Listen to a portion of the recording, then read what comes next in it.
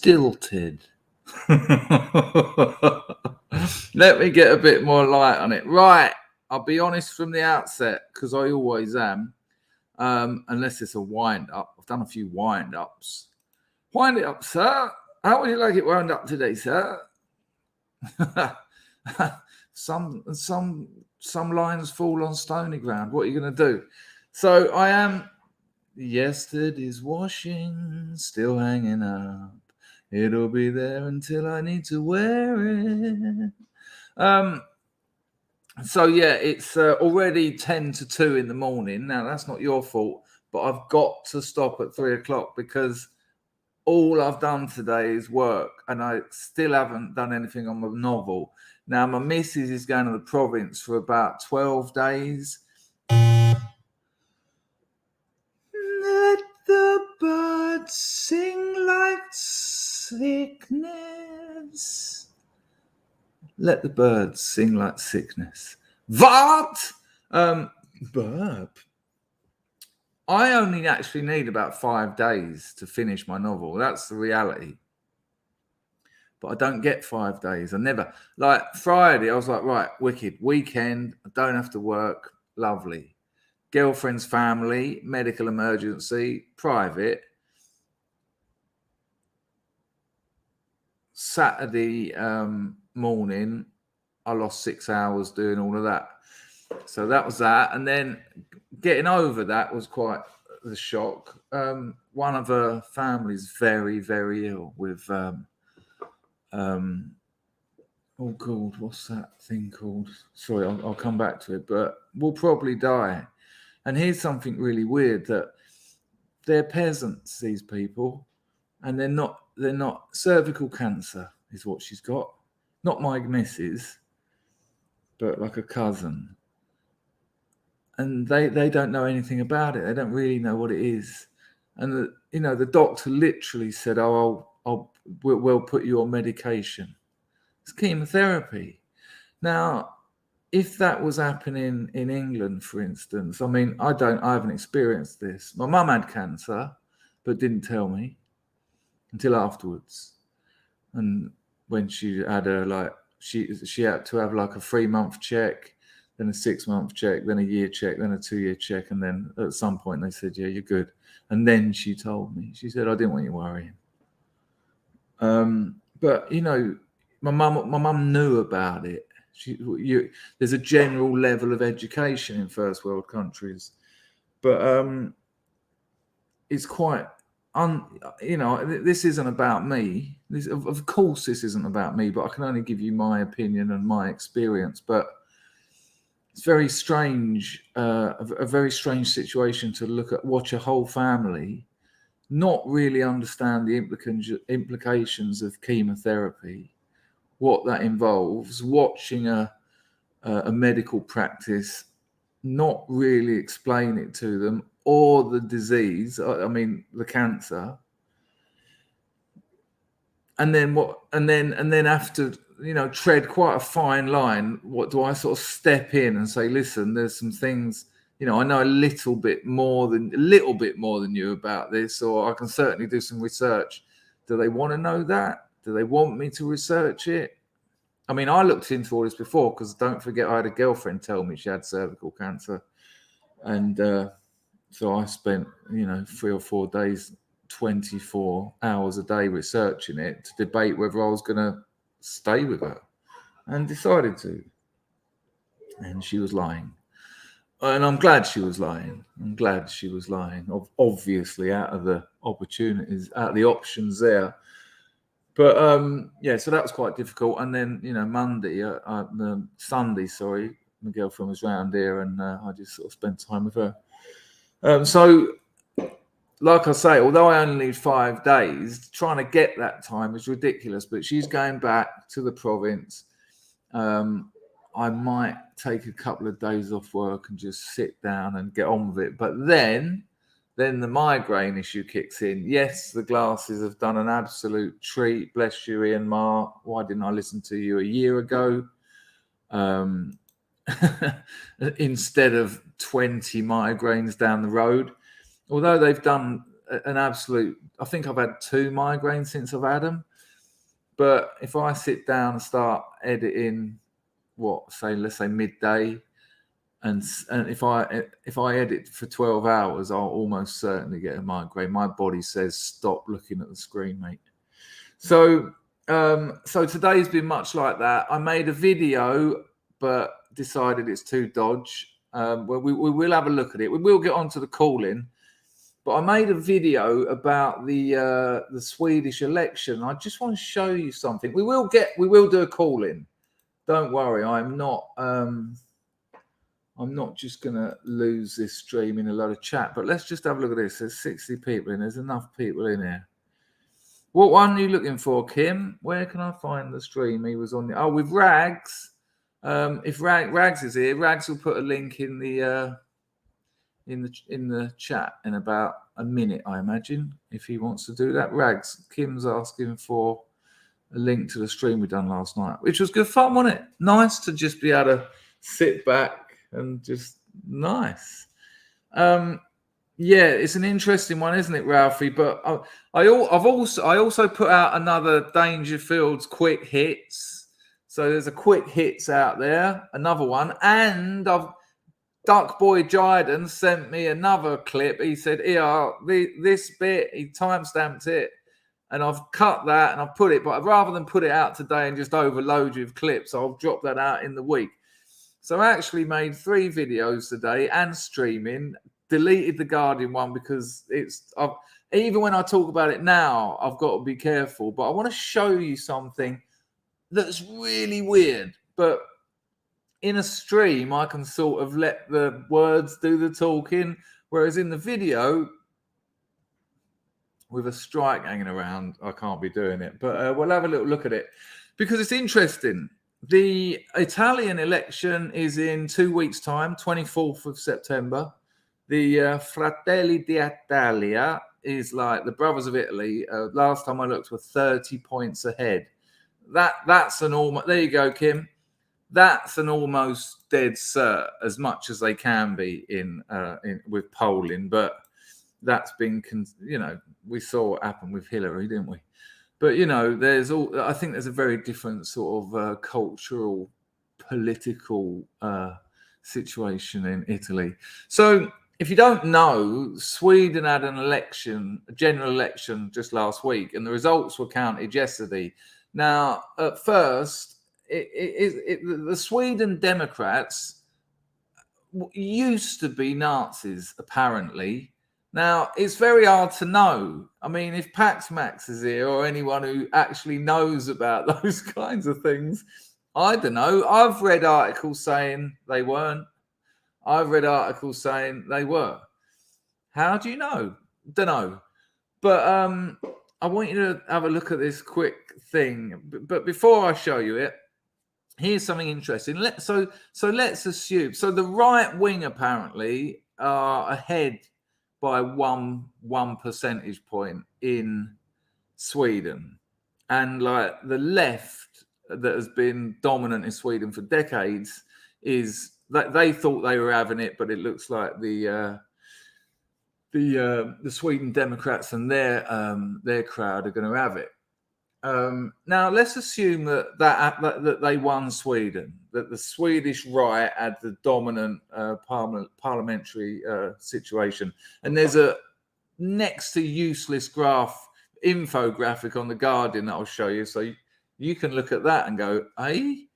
But that's there. And then let's assume the Fratelli d'Italia wins Italy. So you've got these 2 European nations that have gone what the mainstream media would call hard right or far right, and what other people in the legacy media would call neo-Nazi.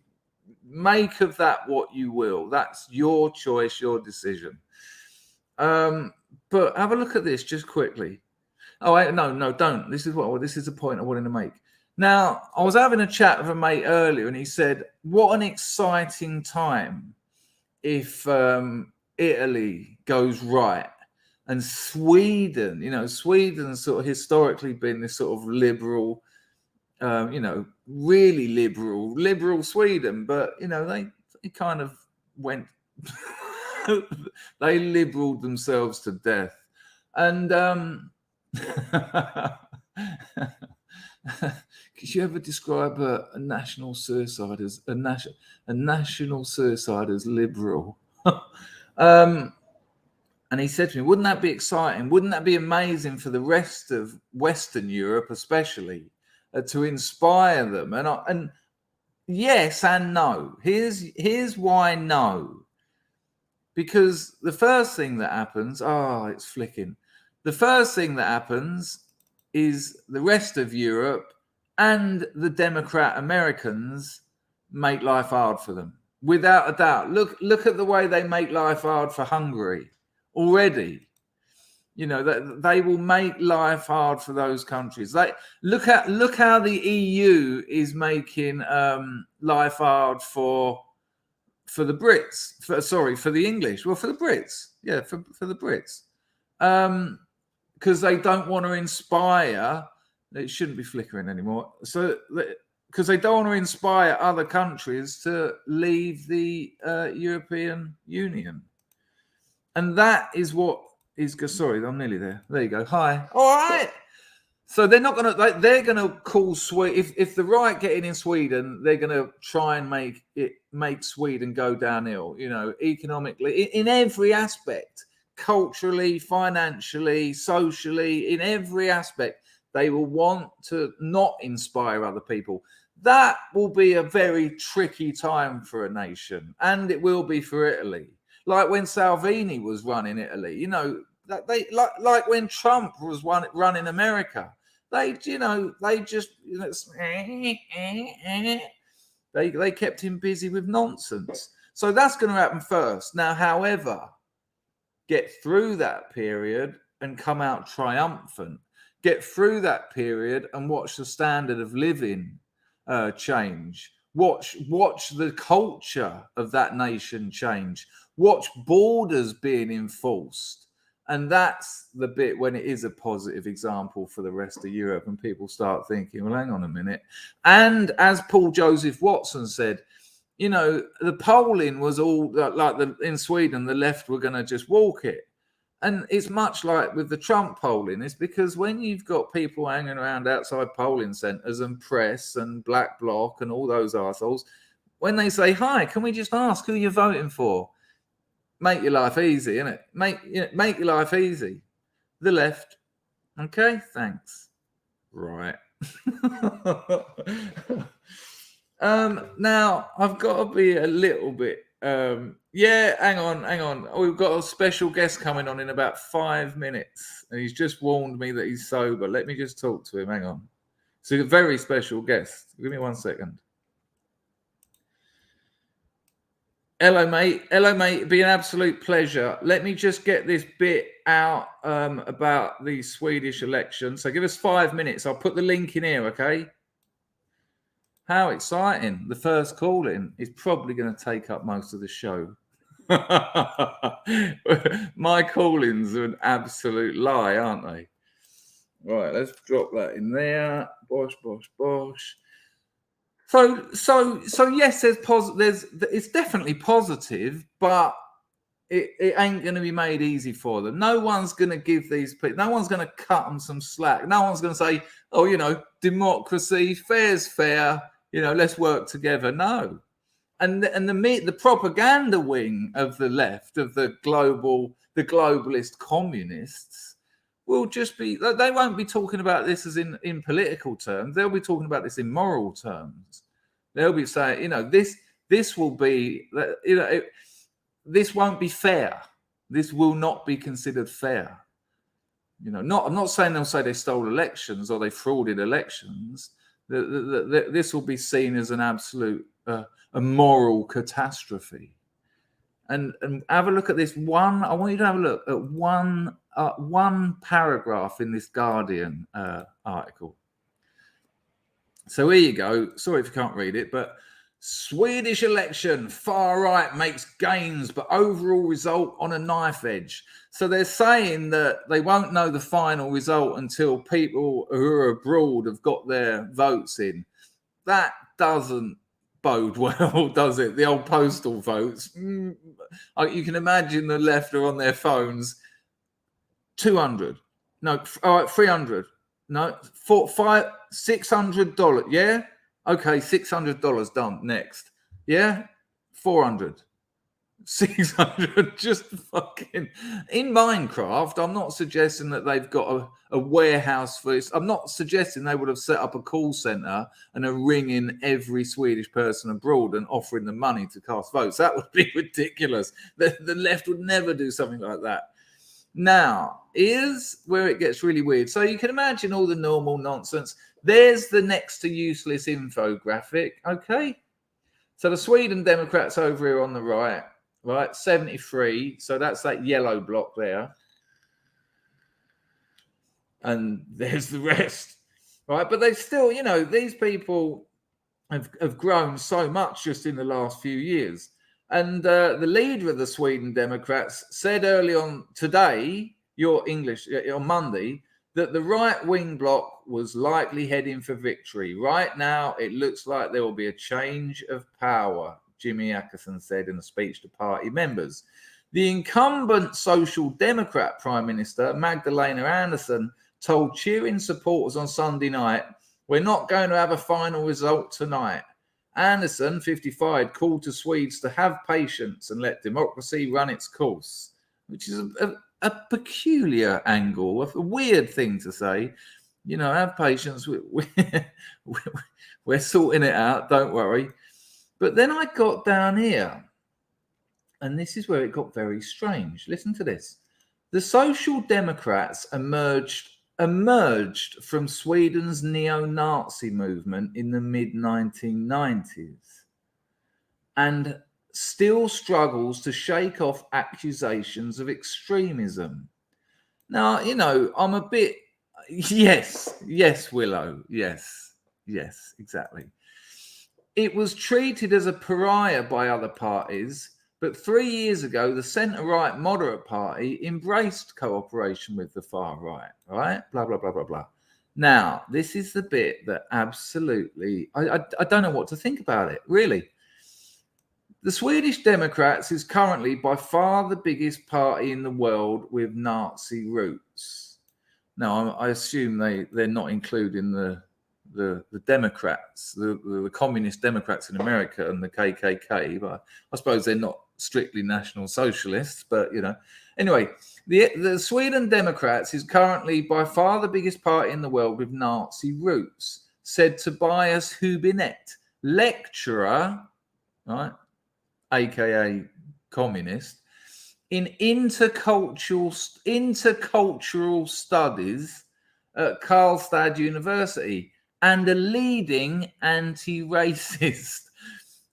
I wonder on what criteria they judge the league table of anti-racists.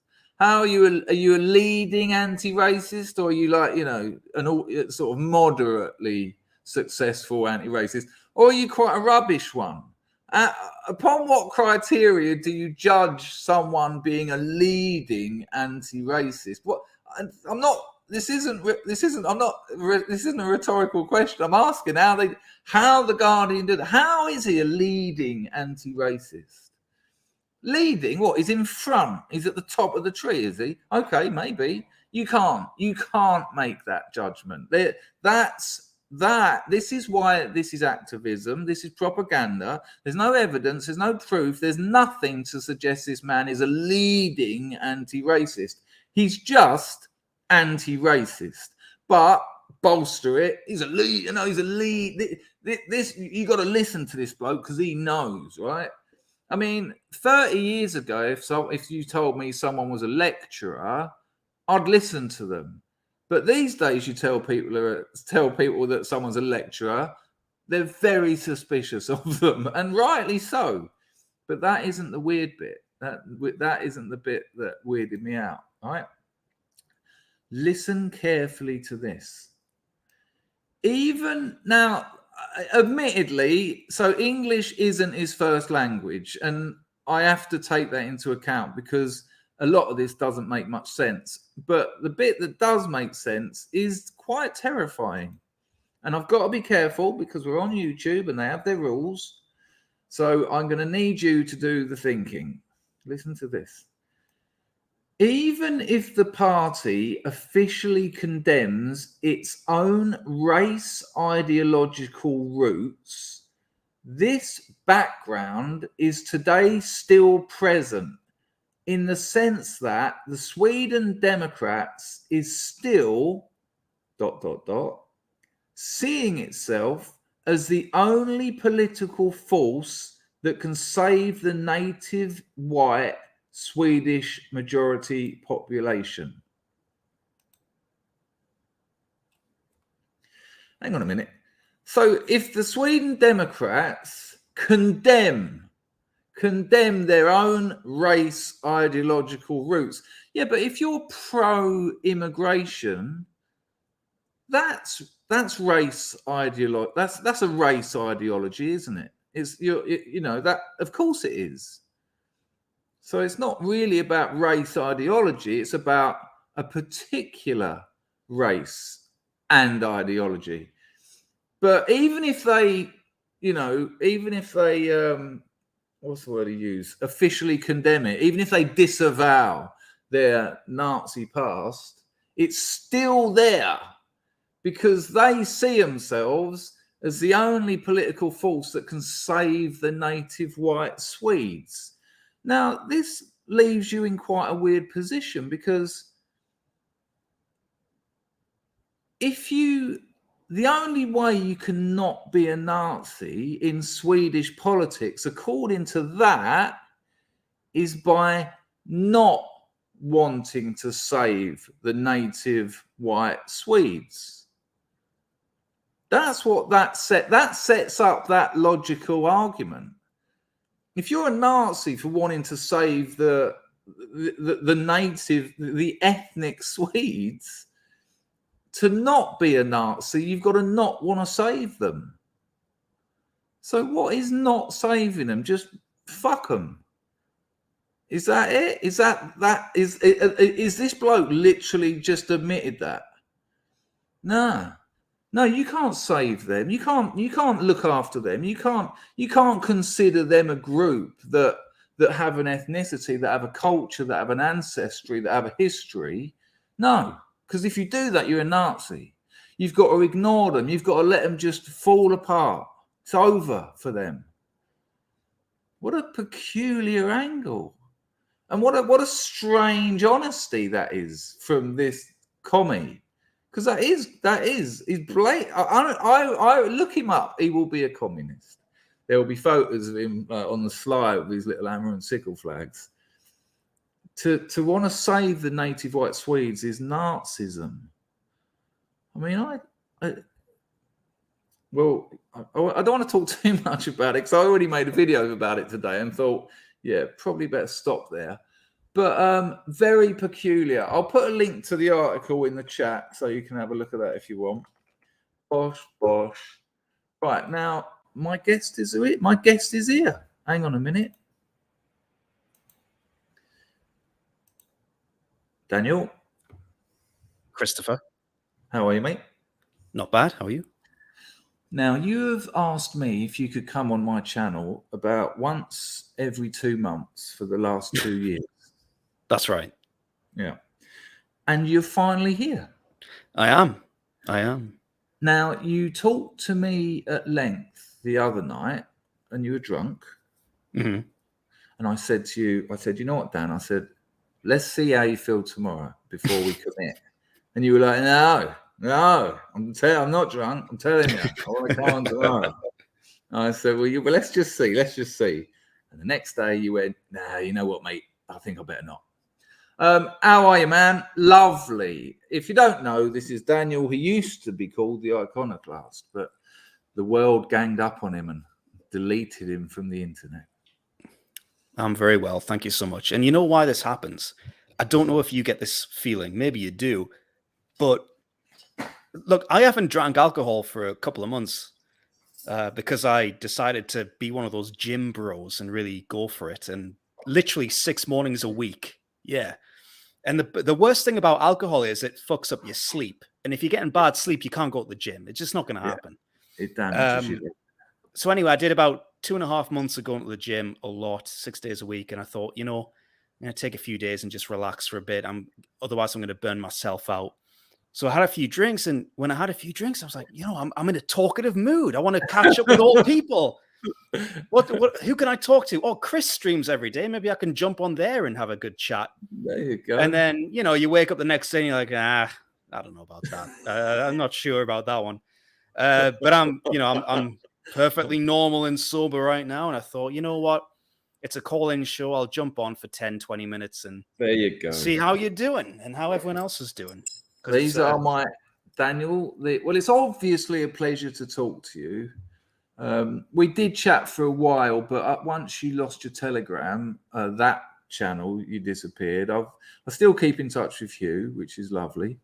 But it was lovely to hear from you. Look at my actual door keys. Look at that. Oh, nice one. Yeah, it's a bit dirty, but it's holding together.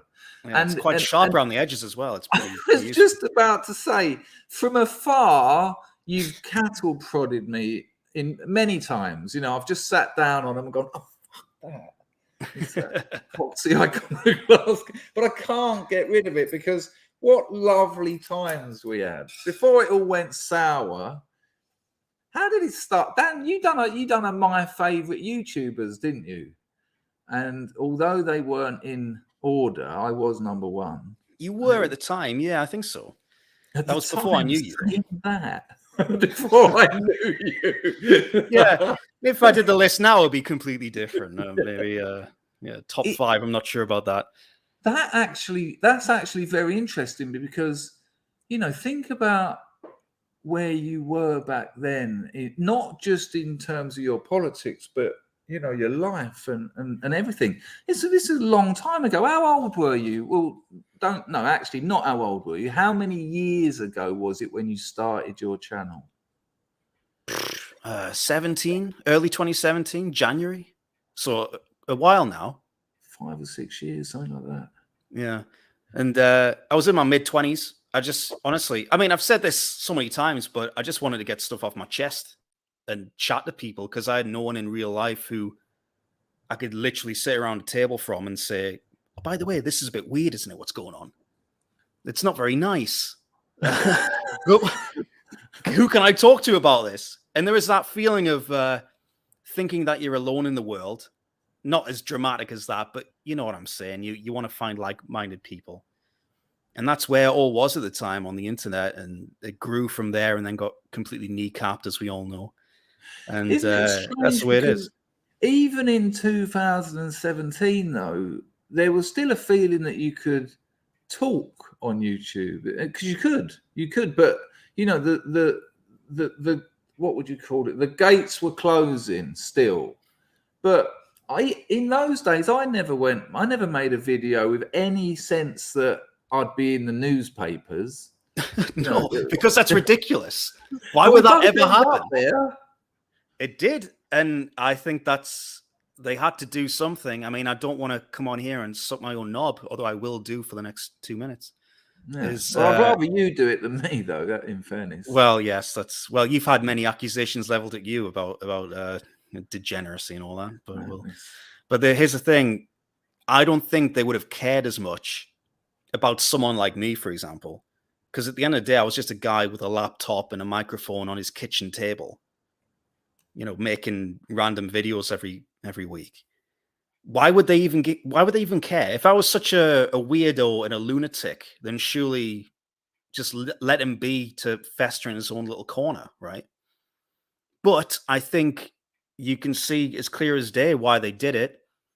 And you can see why the YouTube scene now, well, there isn't a scene. It's all gone. It's been completely decimated. And I don't know how much you keep up with things, pop culture, I suppose, these days. But recently there was another case, some guy called Andrew Tate. I don't know if you're familiar with him. He was everywhere for a couple of weeks. I didn't know he'd been banned, though. Yeah, well, he got the Alex Jones treatment. He got literally just deplatformed from everything. They just And wiped him off. yeah, they did. And you have to say, when we were talking about, Yeah, but hang on, he wasn't even political. He was just about investing and having sex and being a bloke, wasn't he? well, that's the thing. I think what constitutes as being a threat, to the quote unquote Is that establishment, it is changed. Yeah, when we were doing it, it was literally talking about the news and, I don't know, mass immigration, things like that. Now it seems to be shifting to the area where young men they've got a lack of heroes in the world, a lack of authority figures, father figures even, and they're trying to fill that gap. And obviously there he was, and he was giving a harsh, but in my opinion, because I watched a lot of his stuff, an inspirational overall message of, look, you got to sort your shit out, and I you got to get yourself in order. And I they didn't don't like like the that. bloke. I didn't like the bloke's character. No, actually, I did like his character. I didn't like his personality. But I'm with you. You know, my channel's morphed. You know, and we talk about financial awareness and things like that, and presenting yourself well. You know, we talk a lot on here about that sort of thing. So I kind of like that message as well. But I didn't know that had happened to him. That's terrifying, actually, because it was you that said to me, what about a year back now, maybe, that you said that next it will be the likes of Critical Drinker and Mauler and all of that, because they talk about movies. They can't avoid talking about the culture war, because it's, you know, cinema is one of the territories of the culture war. And almost every Critical Drinker movie that he doesn't like now, he puts up that thing and talks about the message. And I think that's his way of trying to contain it a little bit, rather than actually going in. I don't know if you've seen it, but rather than actually going into the details now, he just sort of says, you know, this film is less storyline and character development and more the message. And it's like a picture of like feminist signs and BLM symbols and and all that. But because the culture war is the territory, pretty much it's almost unavoidable now to talk about these things, because it's infiltrated all aspects of our lives. Well, there's a huge crossover. So the stuff that Andrew Tate was talking about, for example, with young men who, you know, and he's completely right about this, young men are being served these so-called heroic figures, but they're all soy boys. They're all effeminate fat guys, There you go. like Ethan Klein, for example, and people of that ilk. And he correctly said, look, these people they're nothing. You know, they've got nothing going on for themselves. Well, It's you've an also got astroturf people presence. like Mr. Beast as well. You know, these are the YouTube masculine heroes. And all this bloke does is give money to people in the street and go, hey! Right, yeah. Well, also another one who's quite close to where I'm from is a guy called the True Geordie. I don't know if you know. Yeah, I know him. the fella. Yeah, big guy, weightlifting guy, but you know, a year or two ago, some leaked messages came out, and he was basically a huge, huge degenerate in his private life. You know, I mean, that's up to him. But the point is, like, these people are still around, and they can say whatever they want to an extent, and they're the ones that are getting algorithmically pushed towards, young guys. You wouldn't. I mean, I don't watch his podcast. I've seen him on others, but I'd take a guess that his politics were left wing. Well, he sort of plays the line. So I would say he's probably just, I hesitate to use the word a radical centrist, but he calls out to an extent, like I said, the sort of bullshit that we all see. But then he'll turn around and he'll be like, well, gay pride's amazing, right? We've got to protect this at all costs.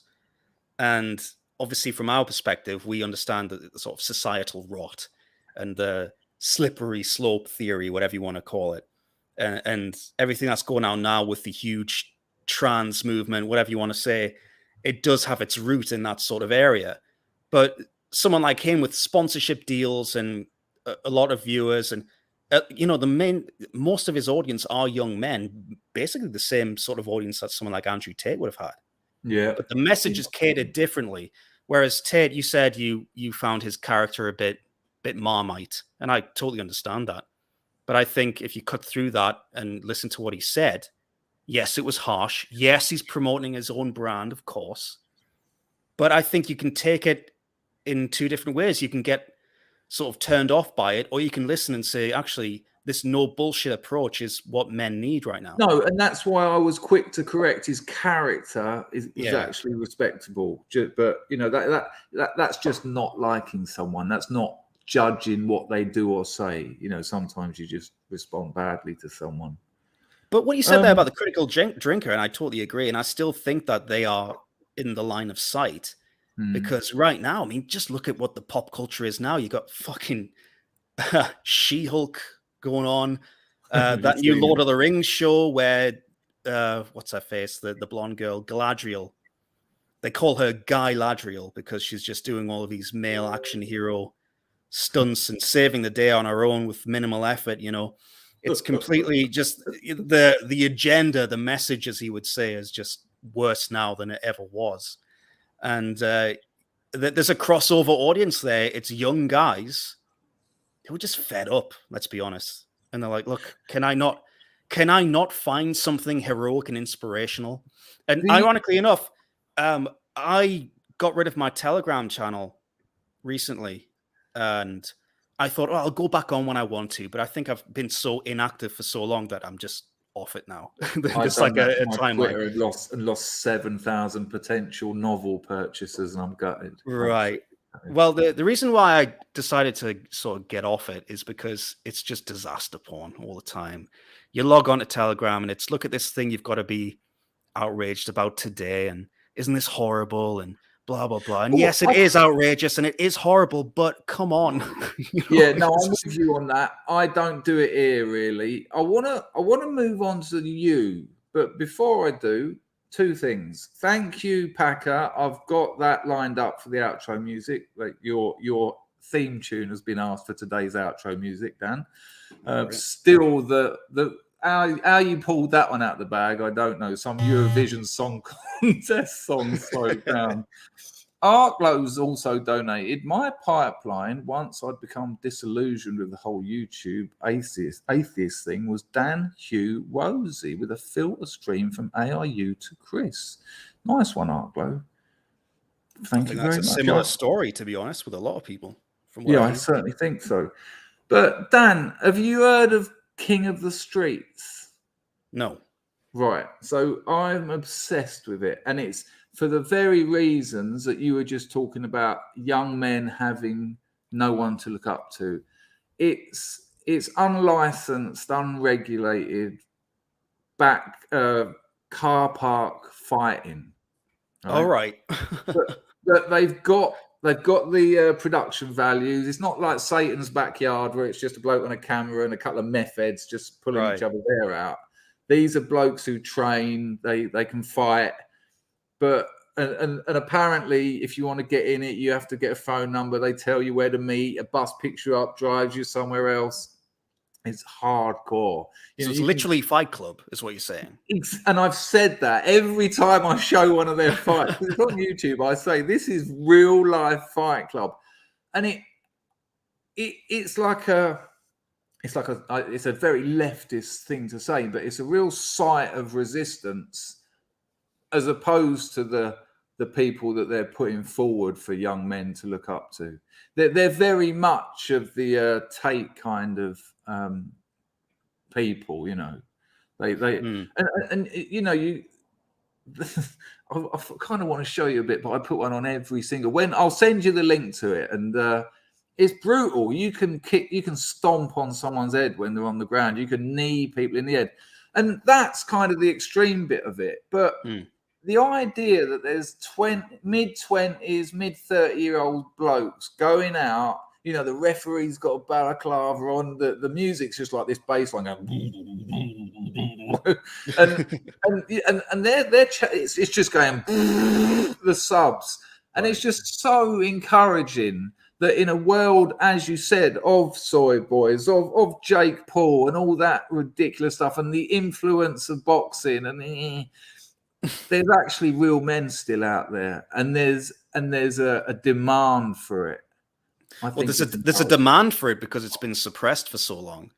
Yeah. And honestly, it sounds exactly like Fight Club, what you're describing to me. In that film, I watched it recently, and that film was all about this sort of repressed masculinity. Where's it going to go?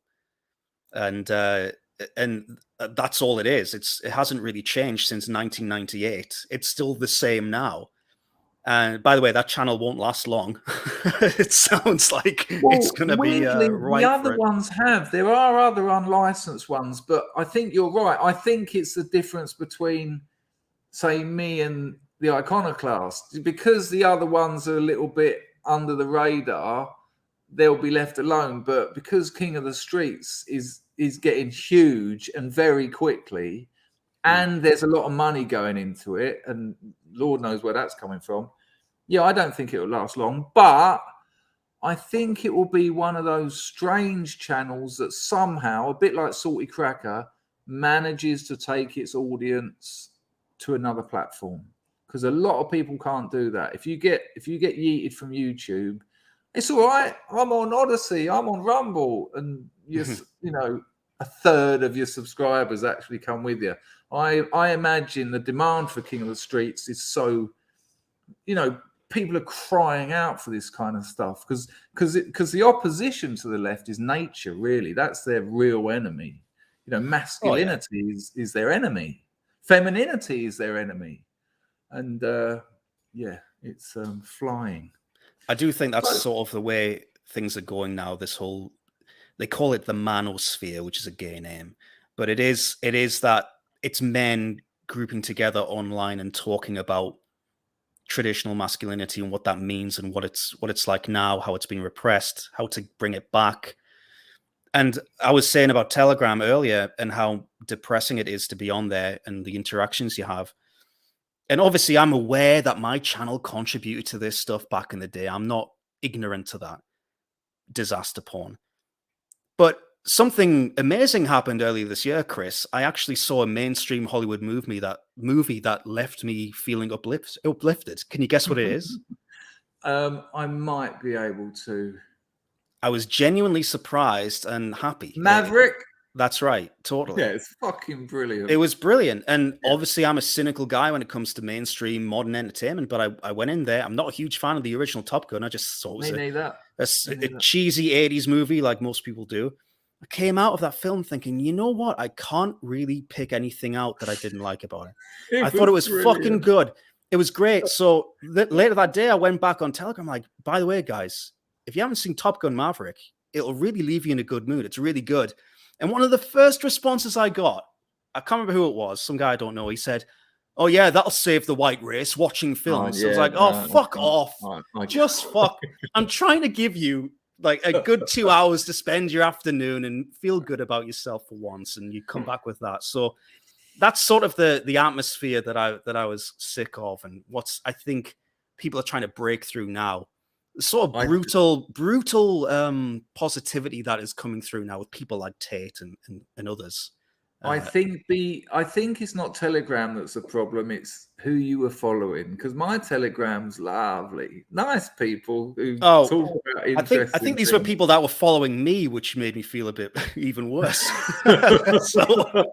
Oh yeah, because you worked out how to do the chat comment thing, didn't you? Yeah, I see. I haven't made that mistake yet. Thankfully, I don't know how to do it.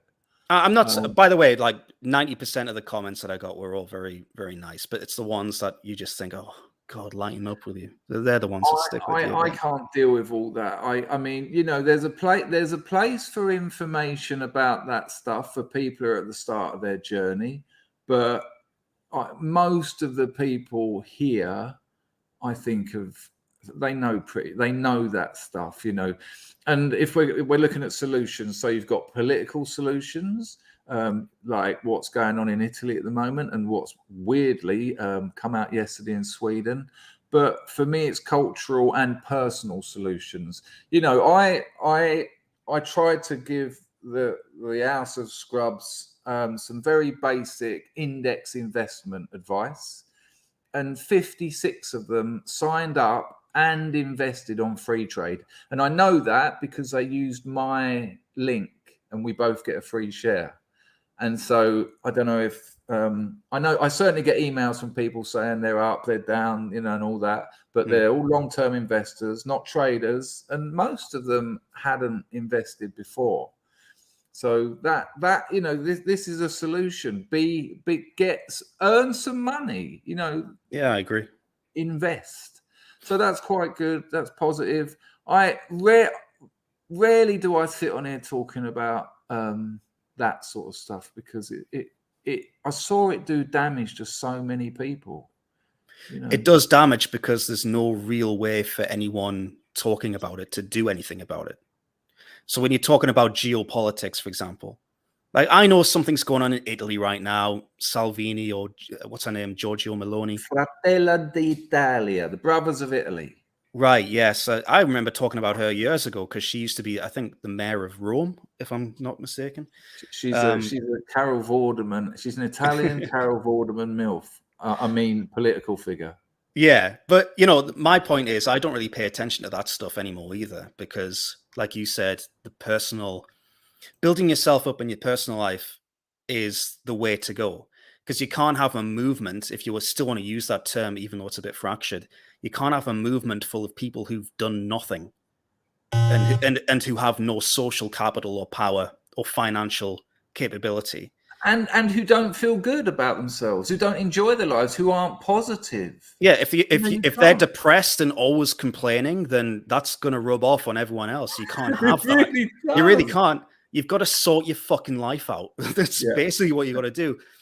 Investing is great. I mean, you know, I'm a crypto degenerate and have been for a few years now. I've done well out of it. I should have sold way more than I did, by the way. Likewise. But you can't predict the future, and you've hopefully learned from your mistakes. Well, I didn't sell any. So, a little bit, but yeah. Well, I understand that because at the height of it, in May 2021, whenever it was, this shit's going to the moon. Or what? It's not going to crash. What are you talking about? Bitcoin's going to 100K and whatever people were saying. That was what I was hanging out for. That was my exit strategy, 100K. But now, of course, we know that, well, if everyone's saying it's going to this fixed price, then it's clearly not going to get to that price, is it? It's just, who decided that price? It was just confident consensus. That Bitcoin will go up again. I think you're looking at about 5 or 6 years, though. Listen, if you want, I think Bitcoin's going to be in the millions at the end of the day. I think in 10 years' time, it's going to be a million plus. But when you're riding that wave in the moment, you can't think, well, I'm just going to hold on to 1 million because it comes in cycles. It's going to go up a bit. It's going to crash a lot. You've got to play it right. Unless you're a multimillionaire who can afford to just sit back and wait for a decade. But that's the way it is. But investing in general and just being more mindful of your personal finances is incredibly important. And people don't do that. Well, especially in the dissident right. We're not taught it, are we? And in the 4 years where I was quite closely connected to that movement, I think I probably heard one stream where someone was talking about investments. You know, when I first started saying to people, because my business partner is like a investment genius, I got him on this channel. And when he first told me about indexes and saying, you know, you can take any 10 years from history, you know, from the last sort of 80, 90 years, you can even deal with stock market crashes. At some of those 10-year slots have had 2 crashes, and you're still going to come out with the compound interest of all your investments hugely richer than what you put in. You know, I think if you invested, I think it's 500 English a month, starting 15 years ago, and that's using your ISA, so it's all tax free, you would have over 3 million today, and it's incredible. I never got taught any of that at school. Well, of course not. Why would you? You can be sure the boys at Eton did, probably when they were about 14. Well, yeah, I mean, this is an unfortunate fact of reality. You need certain tiers in society of different people. You need people at the bottom. You just do, because the people at the top couldn't exist without them. it's a hierarchical society, and I'm not saying that's inherently bad, because that's the way nations and empires are ultimately built. But why is it in the interest of, let's just say, the establishment to teach everyone in school about financial literacy? It's not. interesting you say that. I think you won't ever get away from hierarchies, but the hierarchy we've got now isn't nature's one, that some people are stronger, some people are more intelligent, some people have got more motivation. It's the Brave New World one, which is a regulated, controlled, and essentially manipulated one, which keeps classes in their place. That's why we don't get taught that stuff, and that's why the middle class, well, the upper classes certainly did. So Dan, just move away from all that just for a second, because I've got to get a couple of other people on. No where are you going? I know you don't like to say too much, and I understand why. But you're a very talented filmmaker. You're a talented bloke. Anything happening in that area that you're willing to talk about? Not really. I think, to be honest, the only reason why I'm using this picture as an avatar is just so people are familiar with who I am, and I don't have to go through it all and explain, oh yeah, I used to have this channel, because I don't really associate with that at all anymore. My beliefs haven't changed, but I just don't see the no, I didn't for a minute of mean that sort of thing. But I was thinking the other week, I've got this, I'm just about to make 152 people laugh, but I've got this novel coming out in November, and shut up, don't join in. 153. I remember this was coming out years ago, wasn't it? It's been 6 years. It takes time to write a masterpiece. These things do not write themselves. Well, it sort of did. And, I started dreaming that one day, I'd cash in my Bitcoin, because I haven't got a lot, but if it went up to 100 grand, I'd have enough to make a movie, you know. And I started thinking that would be a wonderful thing. Not a movie of my novel. I wouldn't want to do that. But actually make a movie. I can tell a story, and I've worked on pop promos. I know how to hire the necessary crew and that. And I just wondered if you were thinking about anything like that. Well, I've always had that Ponzi creative thing in me as well. And I think it's long documented. Before I started my channel, I was trying to get involved in TV and film. Oh no, weirdly enough, I only found out about that when you were in the newspaper. Oh, really? You didn't know? Oh, that's funny. That is pretty funny. Don't you remember they said you were a failed filmmaking student? Right, something like that.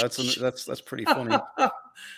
Why were you failed? Because you didn't make a movie? I guess because I didn't win an Oscar. That's the way it is. It's just sorry about that. But anyway, yeah, I was well into that stuff, and I was working towards it. But I mean, without going into all the nitty gritty, that world is very. You need to know someone, basically. The long and short of it. There's a few exceptions where people just rise through and they're totally unknown and whatnot. But I think the marketing would be where you'd be able to.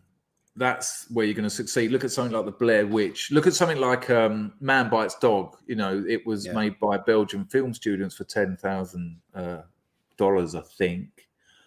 And that went absolutely crazy at the time. And so I think marketing really, especially in the current cultural climate. Yeah, and something like Paranormal Activity as well, which was very viral at the time. And that was a small studio, very small budget. But the point is, these things can happen, but they're an exception to the rule, I think. Do I still have that desire to work somewhat creatively? Yes, but it's more personal now.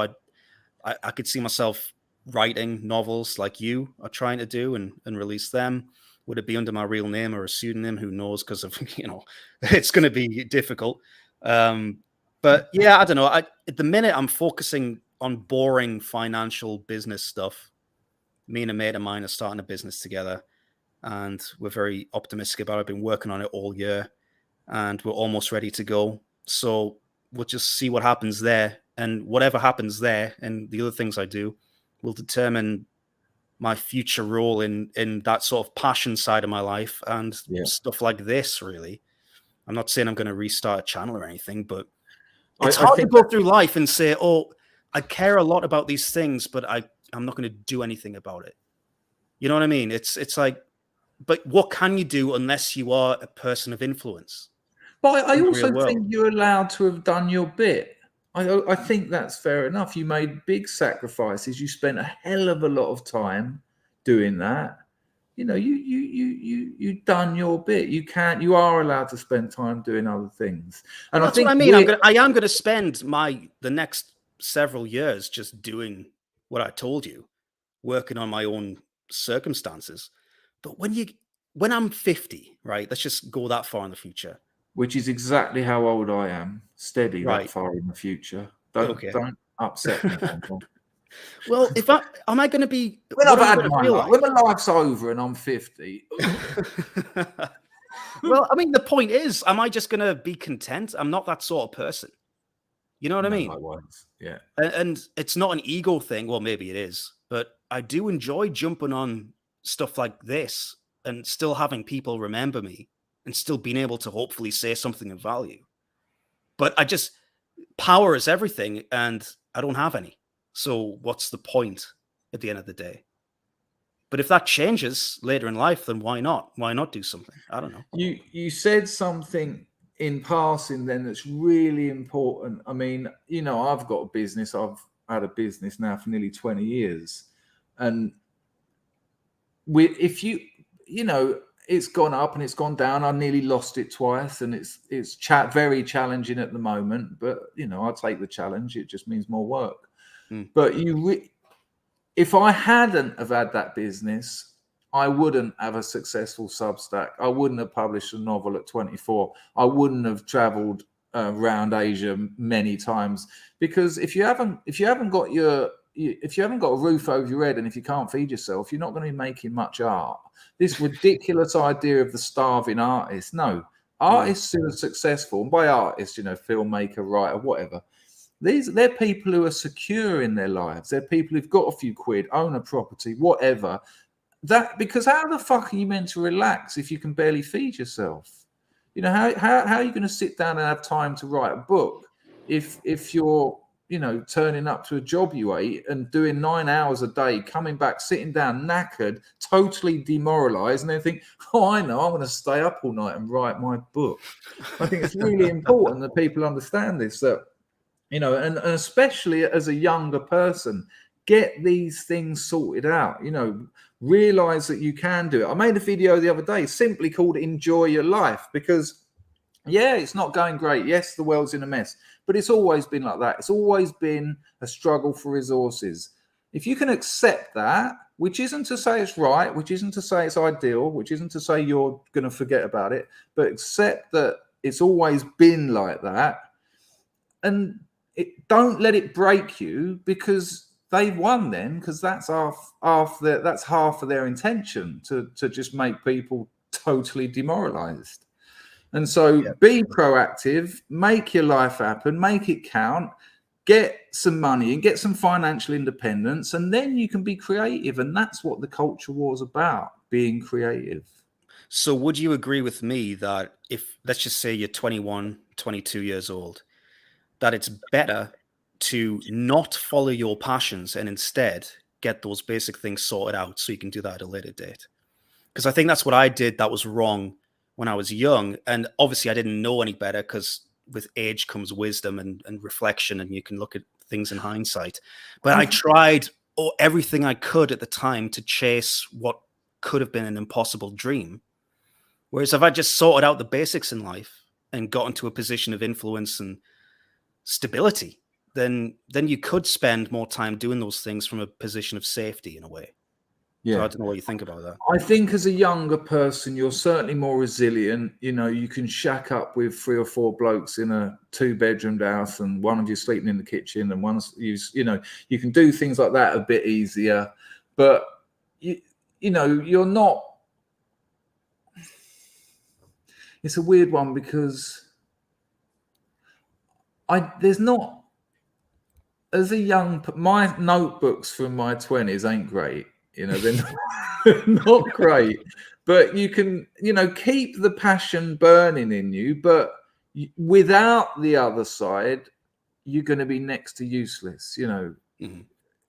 Not many people know about Herbert Hunk, who wrote his poems in a toilet in Times Square because he was skint and he was a tramp. And it's like, because Kerouac and Burroughs knew him, okay, so a few people know him now. But you've got to shore up your life. You've got to make it. You've got to have some stability there. So I think my answer would be, I'd encourage people to live with their parents for longer these days. Stay at your parents' house if they love you till you're I was going to make that exact point, actually. Yeah, I was good. I used to I moved out years ago, but sometimes you see people. I know people who live with their parents for way longer than I did, and they weren't a burden on their parents. They contributed and stuff to the upkeep, but they were able to just get themselves in a more secure position in every aspect. So they can. Well, you've certainly got more money to invest. You can be topping up your ISA every month. You can get a couple of crappy jobs that don't take up all the time, but you just start building the foundations for your longer adult life. But but that might contribute to the problem of people growing up later and later, which I think is an issue. It necessarily has to. I don't think renting a property necessarily makes you mature. I don't think. When I say live at your parents, I don't mean sit around with them going, "Do you want to play Monopoly, Mum?" You still got to be independent. You still got to, I think, and I repeat it all the time. Life doesn't come to you. You have to go and get it. You have to go out there and make it happen. And that's the bottom line, really. However you do it, it ain't coming to you. It will leave you behind. And I agree. Whatever, however old you leave that, if you discover that when you're 40, well, crack on and do it. You can still do it. If you can walk and talk and breathe, you've still got time. Oh, I agree, and I think if you are a man, you have more time than you think, actually. Without a doubt, yeah. And anyway, I'll jump off, Chris. It's been nice talking to you. I know other people want to get on, so I just wanted to jump will send you a couple of things. I want to talk to you about your business as well, so I'll hook up with you on the same platform we just spoke on a minute ago. All right, cool. All right, thanks everyone. See you later. Dan, lovely. That's how me and Dan and Hugh happened. Dan made a video once saying, "These are the YouTubers I watch." He had 5 of them. He said it wasn't in any particular order, but when you come in at number 1, yeah. And then I said, I think Hugh knew Dan or something. And I said, maybe we should all stream together. I had like about 6,000 subscribers. Dan had like 120,000. He went, all right. I was like, and he's just a great bloke. What an interesting life he's had already, And it's hard for me to explain to you, for people who haven't had YouTube channels for 6 or 7 years. Imagine what that was like for Dan. Set up a YouTube channel, made incredible videos. It grew, earning a few quid out of it. Oh, this is nice. Yeah. I like making them. This is all good. And then almost in the space of 6 months, he was this fucking pariah, like just being hunted down. The media turned up at his nan's house and things. And he had to ring up his family and say, yeah, apparently I'm a Nazi or something. So there's that. Wow. Well, that's his actual life. He went through all that. And I know he done well out of crypto. And I'm very, very glad for him. I'm very glad for him, because when you have that kind of write-up in a major newspaper, that's going to make employment very difficult. How'd you get a job off the back of that? Because the first thing employers do these days is put your name into social media. Interesting, Kim. Grommers. Well, you got to be careful with that word now, because Chris got raided on the back of it. I think anyone who's against anyone who's doing anything horrible to children, anyone who's against that, I'm, the friend, the enemy of my enemy is my friend, Kim. That's what I'd say. I think there's a couple more donations. Let me just check over on Entropy. Oh, there was.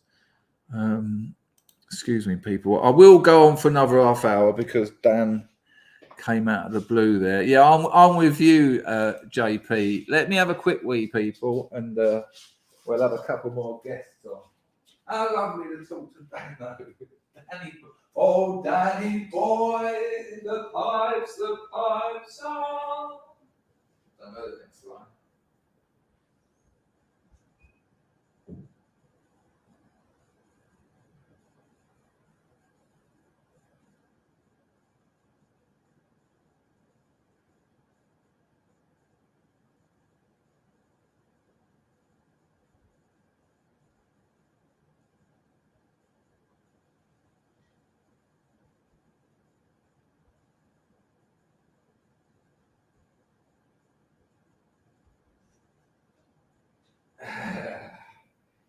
Always reassuring. Still there. Still massive.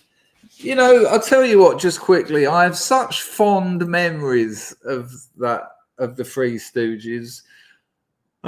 Just before we'd go live, it was, I mean, most of you remember those streams. While there's 150 people here, don't forget I've got a Substack, link in the description, 20 short stories, all autobiographical. My novel's coming out in November. There's a teaser on there, new teaser, imminent. I just haven't had the time. I know I've said it's imminent every day, but it is new teaser. So if you put your email in, the next thing that will get emailed to you will be the next teaser for my novel. And the bit I've got is just, it will give you a real idea of this novel. Not that you don't already know. Before we went live, Hugh would just be there with like a pint and like one eye half closed. And Dan hardly said a word in the Three Stooges. He just used to sit there laughing at me and Hugh, and Hugh drunk, and really there was it was the closest I ever had to like your mates online, you know, a couple of good mates where do you know what I mean? Does that make sense? Let me get these. Thank you for that, Kim.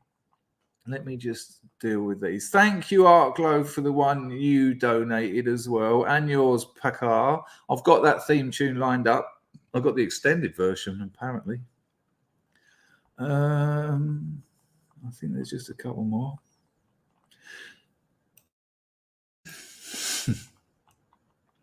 I saw someone just mention Pirate Bay. I went there yesterday, and there was no cedars or anything. Not that I use it. I just look at it to, you know, make sure no one in my house is pirating. We also love a bit of shoe chat. Well, some of us do. Thank you, Pakar. Some of us do. Some people like to, they leave, don't they? Did I just see Nyanthos in it? Hello, mate. How are you, son? Good to see you. Hello, Sean. The boy Cray, Woodlander, RMF, the Niggler, Max Howlett. Hello, mate. Yeah, I can't be doing with that Forex simply because one, I know nothing about it. Two, I know three people who it's skint, and two of them become alcoholics. That's not for me. I'm a long-term investor. Here's a lady for you. Nice one, VC. Right, next guest. I think that's the missus. I'll have to tell her I'm streaming. She's in a really bad mood, understandably, with the near death in the family. 1 second, I'll mute it.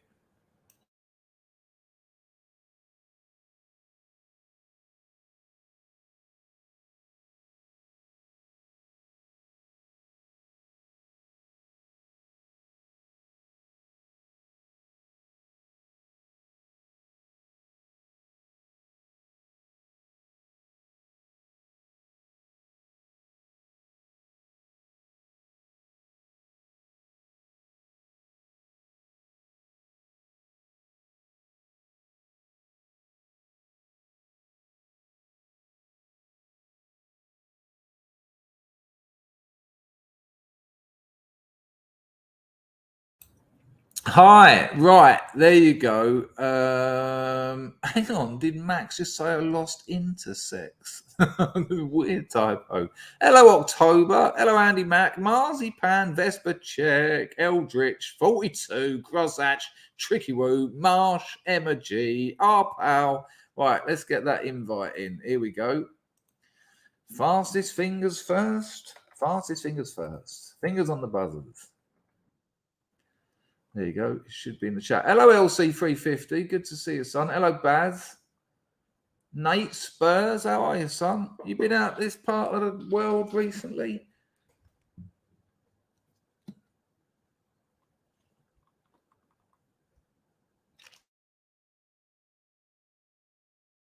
Important to, well, you know I do, because we talk about it all the time. It's really important to get yourself in order and to not let the situation break you. And I saw it break so many people over the last few years. You know, they spent all their time blackpilling content, asking blackpilling questions, saying blackpilling stuff. And that's doing the work of the globalist. That's what they want you to do. They want you to let it break you. William Burroughs, you know, spent most of his life addicted to heroin, was sort of like this leader of the counterculture of the hippies and the beats. And he said when he got older, he said, there's nothing the government likes more than a drug addict.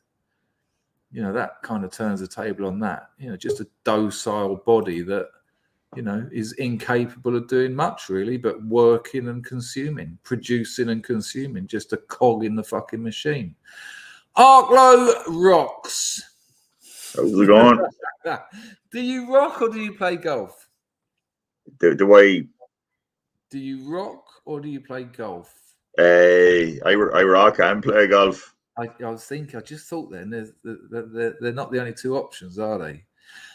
What is that behind you? Are you watching golf? They're not the only two options. Well, there are two.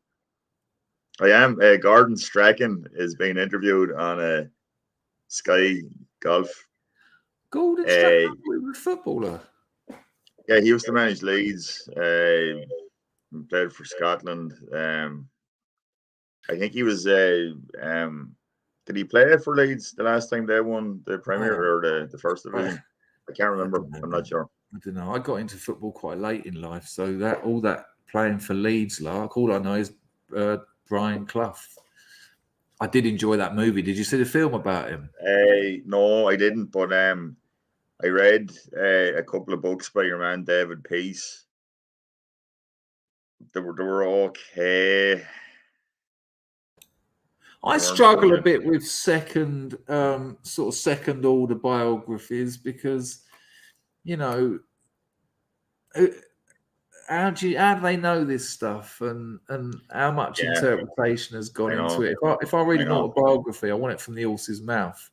I'll tell you a cracking autobiography. He's a gay man. Oh, what's his name? He was the lad that interviewed me on Channel 4. Oh, he was like a Hollywood A-lister. What's his bloody name? I've given you no info apart from he was a Hollywood A-lister. Someone in the chat knows because they'll remember. Did you say a gay man or a gamer? I said he was a gay man, but it means a gay man. It's I think that's an Alan Partridge joke, gay man. Rupert Everett, thank you, Crusher Grape. Yeah. For a bloke who is, you know, walked red carpet. I think the autobiography is called Red Carpets and Other Banana Skins, which is a great title, and it's his life before he was famous. And for instance, would you have ever thought that? Do you know who Rupert Everett is? Do you know what I'm talking about? Yeah, I've seen him in a couple of films. I do. Done a lot of period dramas, you know. I think he did The Importance of Being Earnest, I think. There you go. I can certainly see him in that sort of thing. But he had a job. There's a place in Paris. I can't remember what it's called at the moment. It's a very well-known place for whoring. And he had a job driving a mobile brothel around this place. and it was just basically a lorry with a bed, a mattress in the back. And the girl had sort of walked to this place in Paris, pick up a punter, get her back to the lorry, like, and get in the back. And of course, I'd do that. I'd be honest with you, I'd do that. And that might be it, actually. That rings a bell. You do the driving.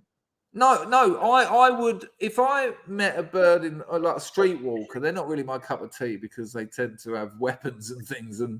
But imagine she said, "Yeah, okay, you're looking for business." Yes, I am.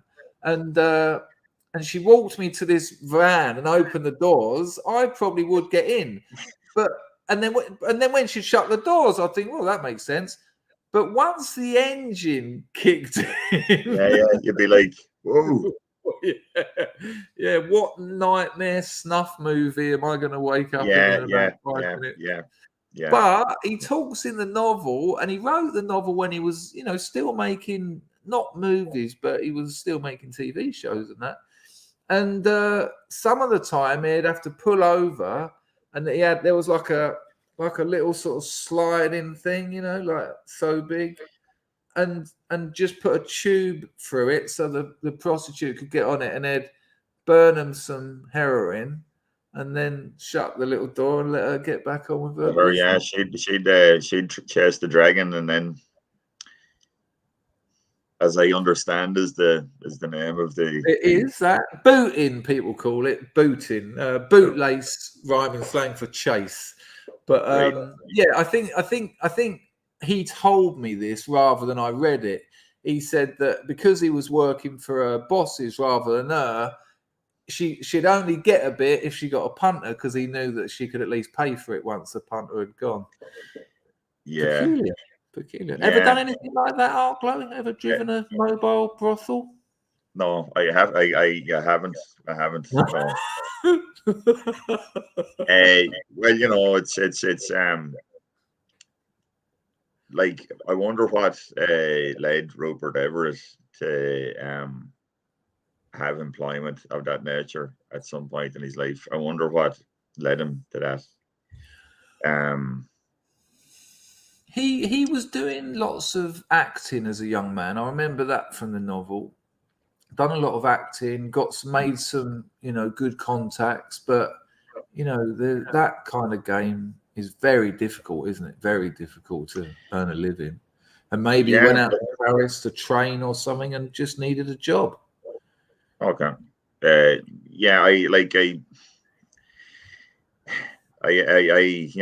try to remember that I used to be very, liberal, and it gets very confusing to talk about stuff like this, because I'm trying to accept that people need an experiential frame of reference. Like, we can't just simply prescribe everything. We can't do that, obviously. But how do you then also say, well, some of this stuff just isn't good. Some of the stuff just isn't good at all. Without obviously sounding like a colossal hypocrite. The way the position I'm working myself towards is, yes, simply saying, oh no, some stuff just isn't good for you. You're obviously relying on your life's experience to some degree to try and illustrate that point, and not simply say, well, I say this because I was told so. But what are your thoughts, Arklow? I'm going 2 feet that way and then coming back. What are your thoughts on prostitution, Arklow?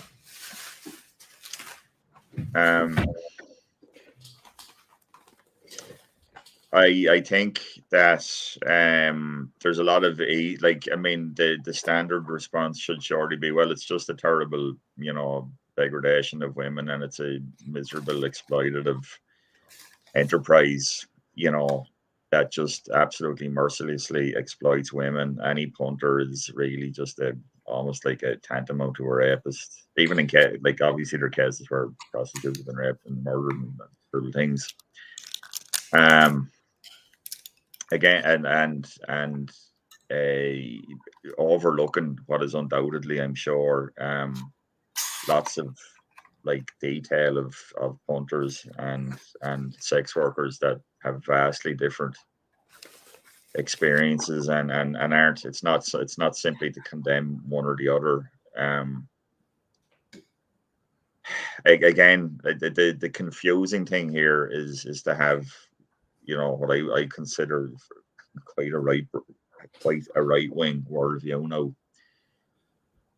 I'm only, you know, thinking from the point of view that it's people seem to degrade themselves a lot by indulging, I guess, you know, and but are we talking about, well, you know, we have to say everything needs to be completely proscribed and illegal and this, that, and the other. I am starting to come around more the way to the thinking that most stuff, and please don't clip this and saying, oh, I said everything should be legal. I don't want people to think that. But for consenting adults, most stuff probably shouldn't be too sanctioned against by law. So you have the freedom of that experiential frame of reference to at least have an informed position to say, we hurt ourselves badly doing it. Younger person, maybe this isn't the right thing to do. Maybe. I mean, should the government protect us from ourselves? Is that the role of government? I'm more thinking that we need to get comfortable with like opprobrium, like conversationally, as Sam Harris used to say, we need to apply conversational pressure to people. So I'm thinking that we need to, like, I think that we should be able to speak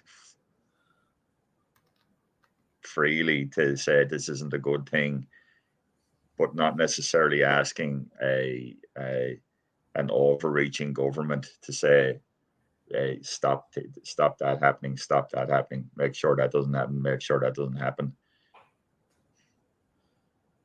Now, part of me wants to be more kind of more callous about it and saying, why? Not the hell with it. Why? Yeah. It seems kind of like the logical outcome of my thinking a bit.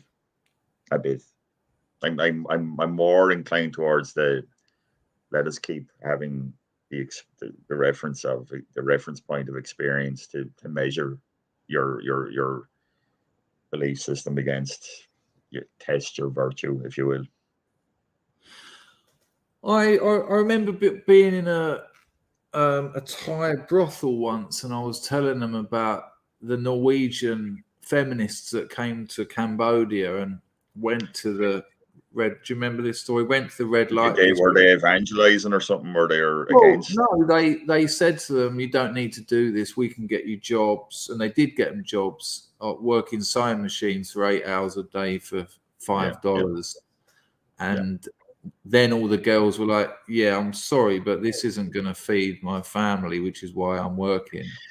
Yeah. But then, because they'd signed up and it was part of a government thing, they were then in breach of contract and they were then wanted, and the feminists just essentially starved their families and saved them from the hell of prostitution. In my book, the girl in the book, the romance in the book, her first ever got a gig, the first time she ever sold her body, is a incredible story, and it forced me to completely reevaluate even mine, who'd had plenty of experience in that world, understanding of that situation, that kind of thing. You know, I've had girlfriends who've still been working while I've been with them. I had a Chinese girlfriend who was still working, and that's challenging. That's very difficult. Yeah. More so for her. I'm not the victim in this situation. I'm not the one struggling most here.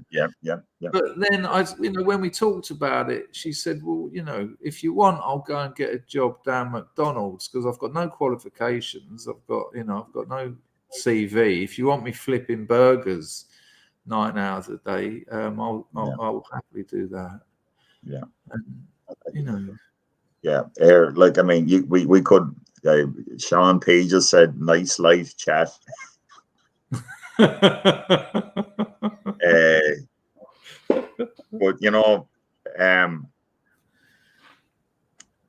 it's I think that sex work is probably like horrifically exploitable for the most part. Isn't all work though? Isn't prostitution a specific example of a general wage labour problem? I know. But there's another bit of me, Chris, saying like, after experience and after dipping your toe and your youth and the all those bruising but very exciting experiences you might have, that and I might as well just sound like a Auntie Doris here now, but like warmth and intimacy and your partner and the two is Oh no, without a doubt. But I think most people use prostitutes for that as well. Yeah. I don't doubt that that's the case. I don't doubt that that's the case. I've known many a working girl tell me that countless punters don't even have sex with them after the sort of first or second time. They just want to be held and kiss maybe and just talk and not screamed at by the missus in a very dysfunctional relationship. Yeah. Oh, dude, so much friggin' damage. And people say about the violence in prostitution. Well, there's quite a lot of violence in marriages. Yeah. And, I'm not defending. I'm having the conversation because you know full well I've indulged plenty on that side of things, but I don't really know what I think about it, and it continually changes. Yeah. Oh yeah. Look at. Would you date a woman if you found out she was a working girl? Hang on. Let me say it again. Hang on. Let me rephrase the question. You meet a woman in a bar, beautiful. She says, "Would you like to meet again?" You meet her again, no sex or anything, and you can't stop thinking about her. The pair of you just get on. You're falling in love with her, basically. Yeah. And then one day you say, "Would you like to maybe go away somewhere for a weekend or something? We could do something nice, go camping or glamping or do what 42 and that. Get a boat." And she said, "I'd love to. That sounds wonderful, but I think it's only right that I'm in this. Maybe she's a pornographic actress. Maybe she's a prostitute. She's what some type of sex work." What's your response to that? I'm not sure. If I was to indulge that hypothetical at all, I'm thinking that due to probably naivety on my part, I'd probably be like, "Look at honey, you're wonderful," but I just that's just not anything I'm compatible with. Maybe I don't know, or maybe I'd be like Richard Gere and Julia Roberts and pretty. If she looked like Julia Roberts, she fucking would. I thought Laura San Giacomo in that film looked a lot nicer than Julia Roberts. No, I thought. Who? Sorry. Laura San Giacomo. She was her roommate. She was on the game as well. Like little sort of a lovely little Latino lass, or maybe she was Italian. I'm actually not sure, but you'd see her in a few films. Like I thought she was in Sex Lies and Videotape. That was a David Soderbergh film. Your man. Oh, you're talking about easy things now. You're just telling me about films. Let's go back to the stuff where you were sweating. Because I think you actually said something very interesting. I think it hinted at, you'd have to judge it by the individual, by that specific situation. I think that's a fair point. You didn't actually say that, but I think that's where you were going. And because you said, I don't know, which is, I think that's good. That's healthy. Here's the thing, you haven't Chris. drawn a line. You haven't drawn a line. Here's the thing, Chris. This is like a negative image, or like a reverse polarized image of having, for example, the worldview I have now, and talking to my buddies down the pub, or talking to a lot of my work colleagues, you know. And I'm not particularly retiring about like telling what I think about things, or my family, like, you know what I mean. And but I am constantly trying to say, look at individual people at a street level, talking to them. I've no less empathy for anybody now than I ever did previously. I'm not different. It's just the overarching structure of a law, or a bit of cultural expression, or a policy, or the posture of some sort of power, like a body like the EU, or a UN, or a World Health Organization. It's these overarching structures that can form so much shape on our lives, and the tiny bit of freedom we have in our fucking democracies. You know what I mean? That's the kind of thing I'm trying to, without berating individual people, like, you know what I mean? So I can make a general point about prostitution. Should it be legal? Should it not be legal? Should women be protected? Should Johns or clients be only criminal or sanctioned against, or any of that? Okay, you know.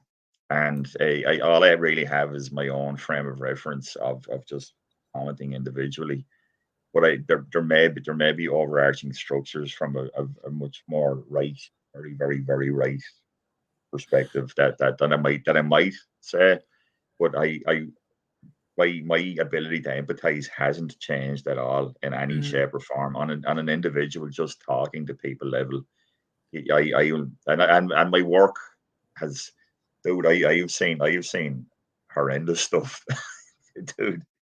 I have seen horrendous stuff, like, you know, and all sorts of. I'm a frontline kind of person, like, you know what I mean. So I've you know, so I have a pretty decent old rounded view of the world, like, you know.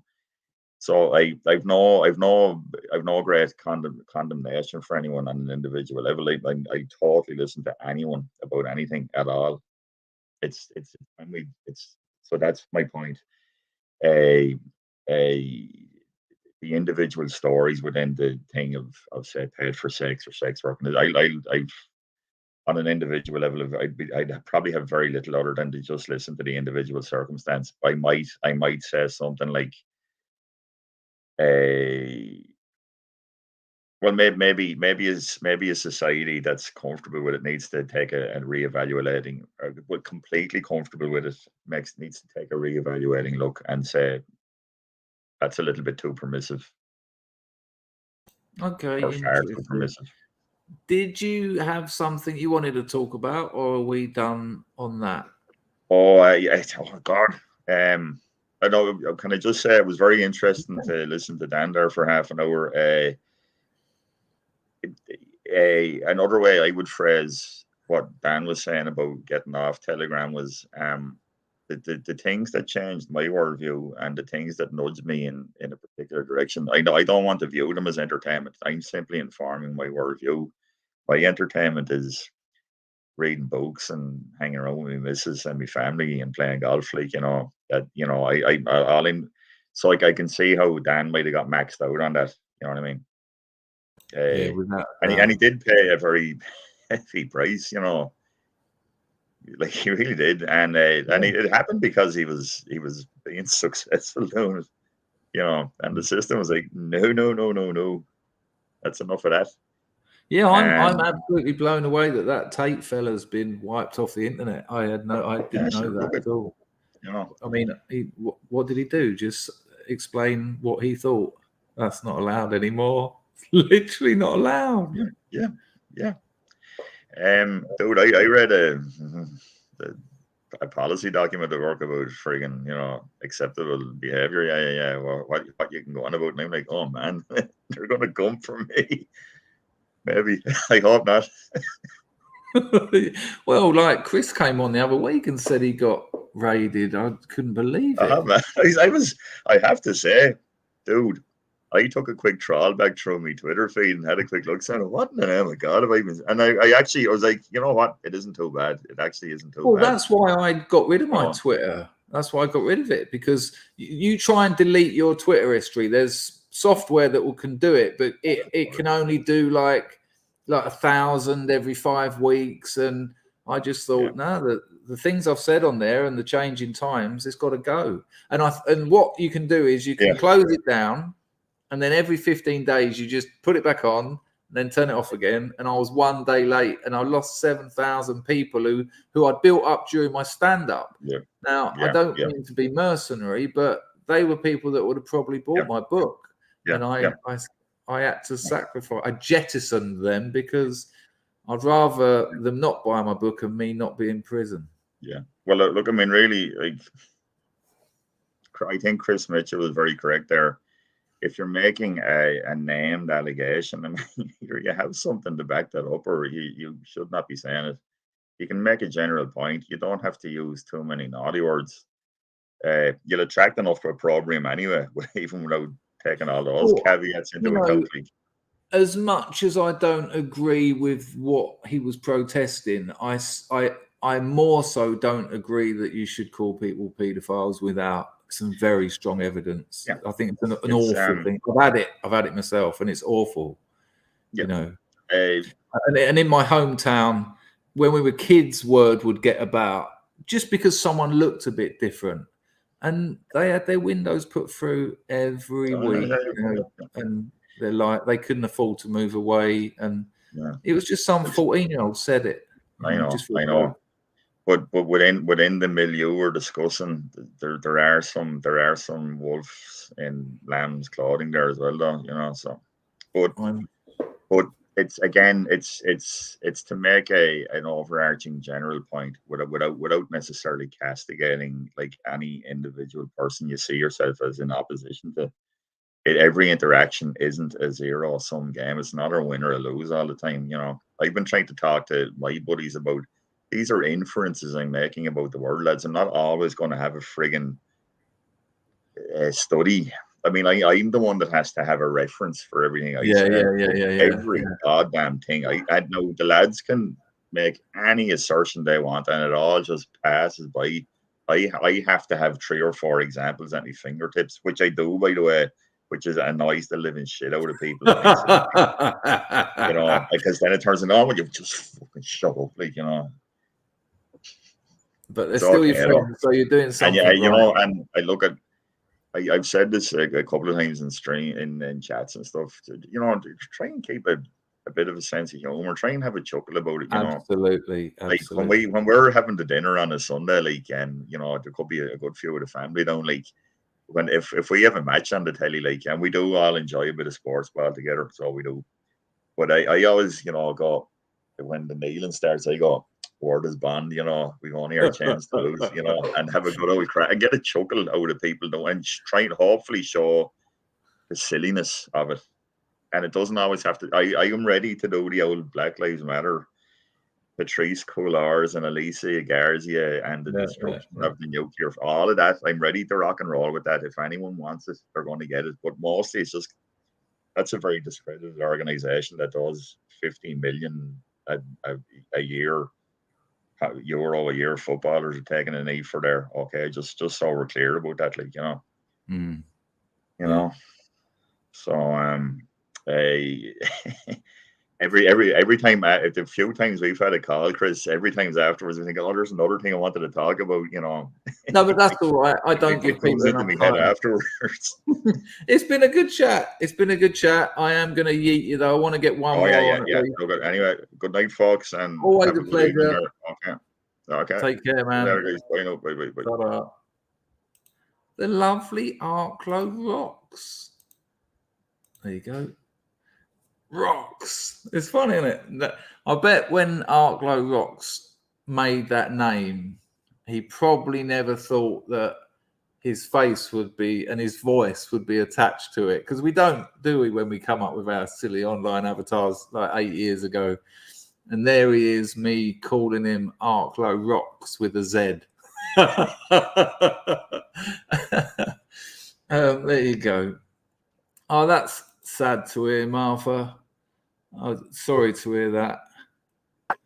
No worries, Martha. I won't be going anywhere unless I'm told to. I think so too. Yes, Max Packer's beating you to it, but you can have Pax Max on if you want. No, I'll get Pax Max on after. Well, I won't do you. But how are you? You keep looking younger though. There's something going on. Have you got a beard comb and some gel or something? Yeah. You haven't, have you? No.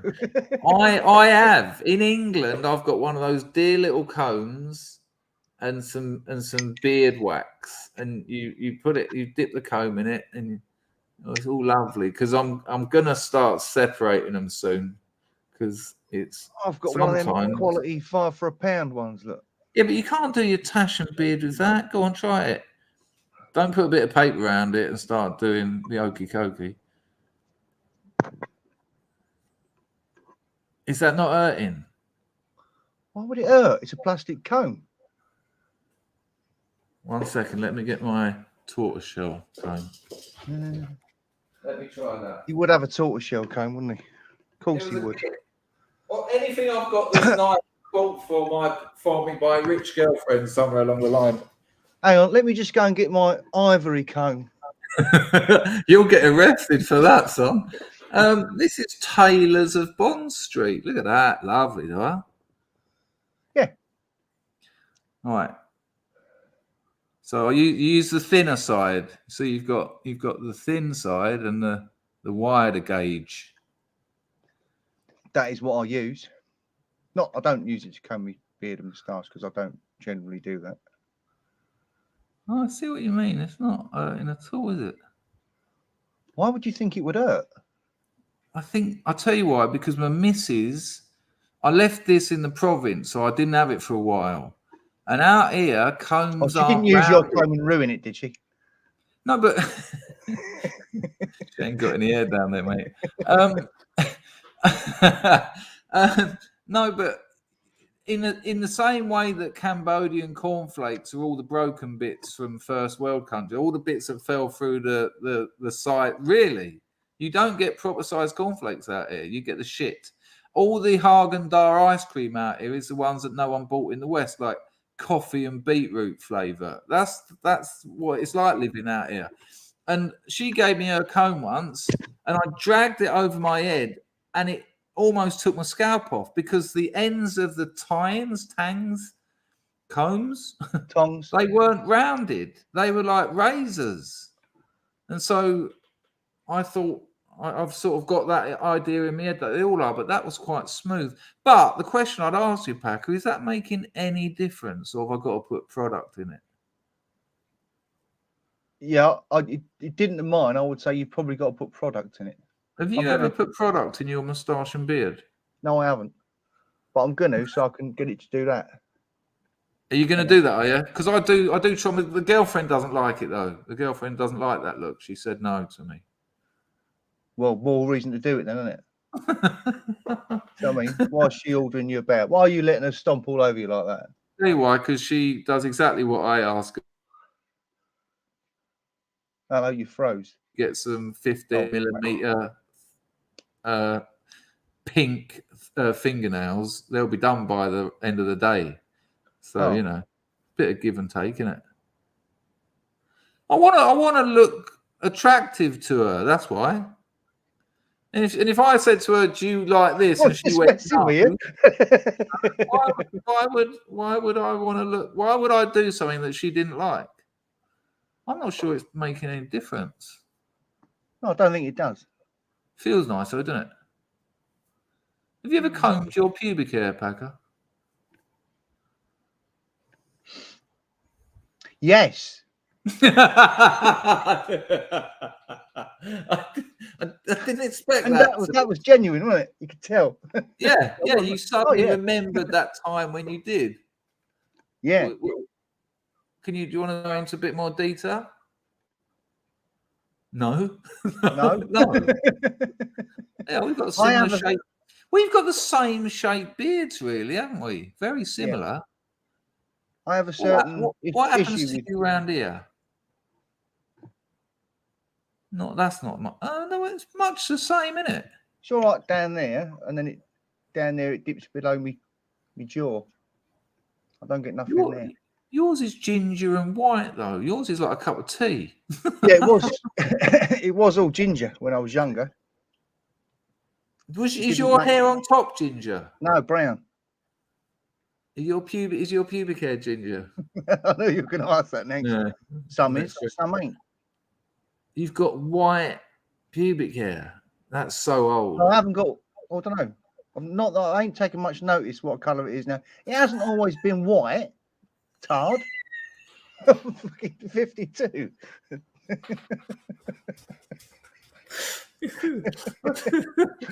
I'm gonna look now. No, I was just thinking. I don't know if I've got any. Well, I don't really look at my pubic hair. It's quite the thing. When I was living in Soho, now I know a lot of them were the gays, but it was quite the thing to not have pubic hair. I remember going to the gym and a straight man, well, he said he was. He said to me that what was his excuse? His excuse was he was straight. But he said that it's all very 70s for men to have pubic hair. I've tried that and all, and it's all right the first day. The next day, it's like walking around with a fucking big roll of 60 grit in your underpants. This is what everyone's told me. They said, Yeah. I mean, I've never considered it, but my mates have said it just itches like. Yeah, fuck. consider it. Just don't ever do it. Why would you do it? I think one of the guys. Funny you should ask, Chris, to please the missus. Don't bring her into it. You got Not in this trouble. one. Not this one. Okay, Not there this you one, go. another one. Just use that caveat every Right. time. Because hang on, don't forget this one. Why would you do it? Very 70s. Oh yeah, one of the gays said to me, it makes it look bigger. Because if you've got like a 1/2 inch, 3/4 inch of bush, I've never referred to male pubic hair as bush before, and I don't think I will again. It didn't feel right. But if you take that away, you've essentially visually added 3/4 inch of shaft, haven't you? Yeah. Also, if you lay it on their chin, it makes it look bigger. From their point of view, guys. When sex is a very peculiar thing, isn't it? Men are strange things. I mean, some of the things now, don't immediately go to violence and horrible things, but some of the strange things I've done with ladies, they must just think, why would he want me to do that? I mean, because ladies tend to be quite, apart from the girl that liked me to whip her and strangle her, that was a bit much. I've had a lot of women want me to call them daddy. Loads, like hundreds, especially art school girls. That I was, and I was a young man as well, and I was thinking, what's all this about? That didn't sit too well with me. I've done it though; they seem to like it. They have their kinks as well. Yeah, they do. There was this little half mixed race. She was half English, half Thai, and she got a job in the the strip club, opposite my house on Rupert Street, Soho. And she got a job. I knew everyone who worked there because I'd had sex with most of them. And one day, because I'd sit at my desk, I'd look out the window. One day she's come out and she's got her stripper heels on. She's got like this Mac on, and I know that she's got next to nothing on underneath it. And she's just coming out for a cigarette. And at one point, she gets a phone call. And as she goes down to get a phone out of her pocket, the Mac falls open. and she's just got this lovely little 2-piece sort of red lace number on, and I just fell in love with her. So then I start the work, every time she's outside, I've quickly got dressed, tie on, bit of product in, walk past her. Oh, hello, love. Just get the yellow in. Next time, you work here, do you? And then the next time it was, yeah, Cassie's already told me about you. I go, don't believe everything Cassie says, blah, blah, blah. Anyway, when she finally came round my house, she was a little bit drunk, and I was clean at the time, so I wasn't, which is always a bit strange because she was in a different world. And I had a little mezzanine bed area, and we've gone up there, and she just started asking me to knock her about. And I just don't like doing that. I'm not into it, No. With the other bird, with the whip, it's a bit easier because it's just like a whip on the arse, and she had a big arse, so it felt more playful. But actually asking me to sort of start, and because I say to him, Chris, if I'm going to knock you about, love, it's because I fucking want to, all right? Or you fucking deserve it. Well, she'd obviously had this before because she just started spitting on me. She started spitting on me. She started scratching me. She started fighting me. And of course, as soon as I start, hey, hang on a minute, and start restraining her, well, that done it for her. She was like writhing. I did not go back there though. I'd been put off by that point. I think I might have a photo of her. That'd be well out of order, wouldn't it? Yeah. Can I see it? What's her name? Chat. A little. One of the chat. If you want to see this bird, I'll blur her face out. No one wants to see it now. Hang on. I think I have. What was her name? Hang on. I know I sent some photos of her to Sadie Frost, weirdly enough, because she wanted to get some modelling work because Frosty had an underwear company. Oh, no, that ain't it. Oh, that was her name. Don't say her name. Oh, what was her bloody name? Fuck it, I can't find it. That would be not nice putting it on the screen anyway, wouldn't it? I'm only saying that because I can't find it. I was well ready to. Yeah, can't remember her name. Hang on. There is a way I can do this. That's what I need to search. He's actually got a portfolio on his computer where every bird he's ever had. I'll tell you what, mate. I'd need a spare room for that. Most of the photos was before they knew him or when they were asleep.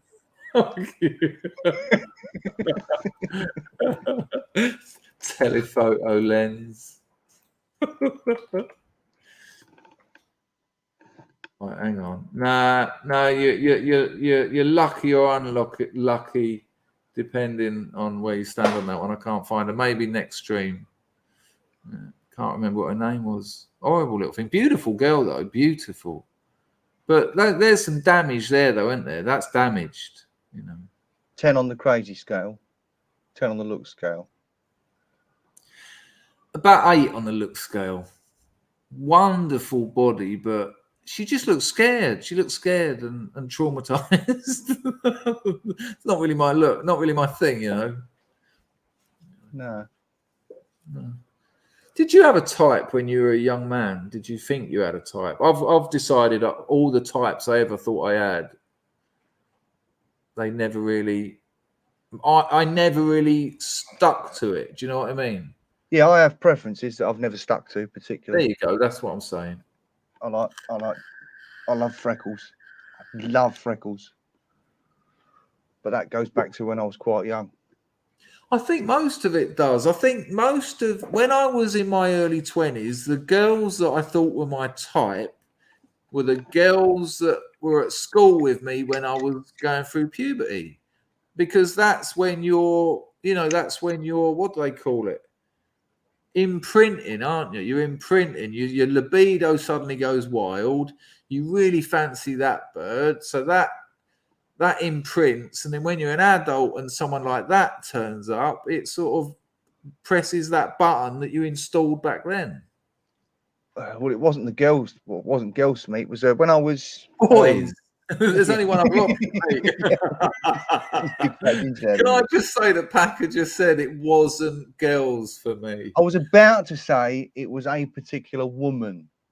Oh, you had an older woman. You had a MILF thing on the go when you were at school. No, what it was when I was about 9, 10 years old. I lived in terraced houses like on an estate like you did. It was an Edwardian estate, and the houses backed onto each other. And there was 2 Irish girls lived behind me.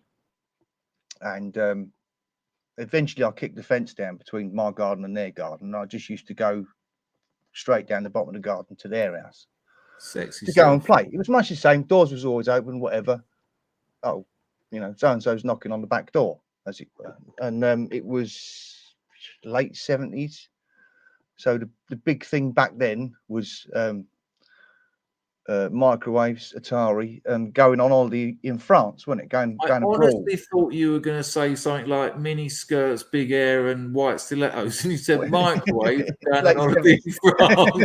I'm just thinking of late 70s things. Just women walking around with microwaves. Here she comes. Look, she's got one of those newfangled cookers. She's right up my street. Well, with Go on, foreign yeah. holidays came all over towns, didn't they? That's So right. my mum There you go. And other women used to suddenly all be in the back garden sunbathing topless. And their mum was a very voluptuous ginger woman, but dark ginger with brown skin and freckles. Sounds familiar. You know her? I can think Then, of a voluptuous ginger woman near you. Yeah, and I went round there one day through the back garden, and she's obviously laid out in the back garden. How old were you? sunbathing. How old were you? About 9 or 10. Fucking hell, man. Those And were the she days. she was freckles head to toe, and that was me sold. There you go. There you go. You know, You which imprinted. witch was flicked at that moment, and I've been Flicking your wig ever since. My mate Anthony Phillips, that's 100% docs. His mother used to flirt with us all, like properly. She was a couple of vodkas down. She had let him have parties with all the other kids, around like 11 or 12. Abusive stuff, really, essentially. But I've had so many counsellors, therapists, and rehab centres tell me that things like this were abusive, and I struggled to buy it. I struggled to, because it was fucking brilliant. I didn't feel anything but pleasure. She was a naughty woman though. She was like, let's work it out. He was 11. She must have been at least 30, 35. Yeah. She flirted with young boys. Yeah, still. That's the only reason we fucking win. The weird thing is you didn't mind. I wouldn't have minded. Most blokes wouldn't, but it is still wrong. I think because Milo got in trouble over this, didn't he? He said, do you remember that's what caused him all that trouble? He was abused. He was sexually abused by a man of the cloth. And he said that he enjoyed it. Now, I didn't have any of that. I did as a younger man, but that's a different thing altogether. But from a woman, there was nothing actual. I didn't have any sex with her, but it was flirtatious. It was very touchy-feely, and But I suppose what it is that emotionally, you're not prepared for it. Yeah, that's it. It's the emotional damage it can do. I had friends at school who had affairs with like married women, and that can't be that's got to do some damage, isn't it? Because at some point she's just going to get bored of you, or the husband's going to find out, and then you're the 14-year-old who split a marriage up. Yeah, that's got to be difficult. Or basically consequences. That's what it's about, isn't it? Consequences. Oh, this is as deep as you've ever got with me. I'm normally the light relief. I can't believe I'm still streaming at nearly 4 o'clock. I promised myself. This always happens. But it was lovely for Dan to come on. It's always lovely for you to come on. No, Dan's brilliant. Absolutely brilliant. Yeah. I don't think he realises how much he's adored. I reckon Dan could set up a channel and it would have 50,000 subs within a week, Yeah. But I think you know, he got burnt, and is it worth building it up again just for them to say that Nazi is back online? Remember that really nice bloke who just said things that were happening in the country? Yeah, just pointing out the obvious. I mean, there was that bloke who used to turn up on some of the dissident right streams that said I mean, I never knew if he was legit, but he said he was part of the Labour Party. Oh, And he Corbyn's said, army. that's the lad. Yeah, He outright said that Dan got banned because he was causing, you know, he was making Corbyn look bad on a large scale. So the Labour Party have an army of people who clip bits from Dan's channel, send it to YouTube headquarters, send it to Muslim leaders so that they and tell them to pass it on to YouTube. You know, a fully sort of orchestrated mission to get his channel and send these things to the newspapers. Yeah, he was definitely having an effect, wasn't he? Otherwise, like you said, they would have left him alone. They wouldn't have gone after him. Isn't it weird how quickly it all happened? You know, you'd never have thought, when I started watching Dan's stuff, I thought, yeah, it's all right, you can watch this. This isn't nasty. But now, you know, that bloke got done for causing anxiety, got cuffed. You know, the bloke that retweeted Lawrence's Fox's gay. Oh, yeah. Well, that's just mental, isn't it? I mean, you know, that's going to get looked back on in a few years as that was just mental. Well, you hope it will, but it already is by the majority of the population, but you can't do anything about it because then you'll get nicked. Yeah, but no, eventually that snake's going to eat itself, isn't it? Do you know what I mean? Well, you'd hope so. It's going to go full circle. But did you watch the stream yesterday when I showed you that fellow asking people questions in the street? Oh, yeah. When you realise there's people like that out there, you suddenly, you know, I know that there's not so many bright people out there. They probably interviewed hundreds and cut out the particular fools, but I found that shocking. It really made me reevaluate the. And someone in the chat said, you know, this is why Biden gets voted in. Because who would actually vote for Biden? What is Biden actually running on for the midterms? They've done nothing. They've done nothing good for that country. Biden got in purely off the back of Orange Man Bad. That was it. Anyone could have got in. Yeah, I reckon based on what the mainstream media did to Trump, you could have put a mop up against him. They did. Done well. They did. Yeah. I mean, it's coming round to bite them on the arse now because, you know, they've had 2 years of him and they're wising up to, you know, who is this bloody idiot we voted for to get rid of mean tweets? Yeah. Well, they're at the cost of their republic. Yeah. All right, Packer. I'm going to grab Pax Max for a while. Always a pleasure to talk to you. Excellent. You say that we got deep, but there's a bit of me that always feels we end up talking about the development of male desire. Somewhere along the line, that seems to be what we talk about. I don't know. I always view it as I come on and I've nothing really to say particularly, and then you start asking me strange questions. Just odd questions. Just like, what do you think of whatever? If you have you ever shaved your pubic hair? Exactly. Yes. Questions like that. Well, you know, there you go. Lovely to talk to you. Have you got white pubes? Look after yourself, I'll mate. let you know next time. There you go. No later. photos unnecessary. Take care, mate. Look after yourself and the family. Ta-da. Oh, there he is. Ta-da, mate. Lovely bloke, Packer is. Right, here he is. Look, he's straight in there. Long time no see. Yes, indeed. Now, I, for some reason, think that you can speak more in a more educated way about the Swedish political situation than the rest, than me, anyway.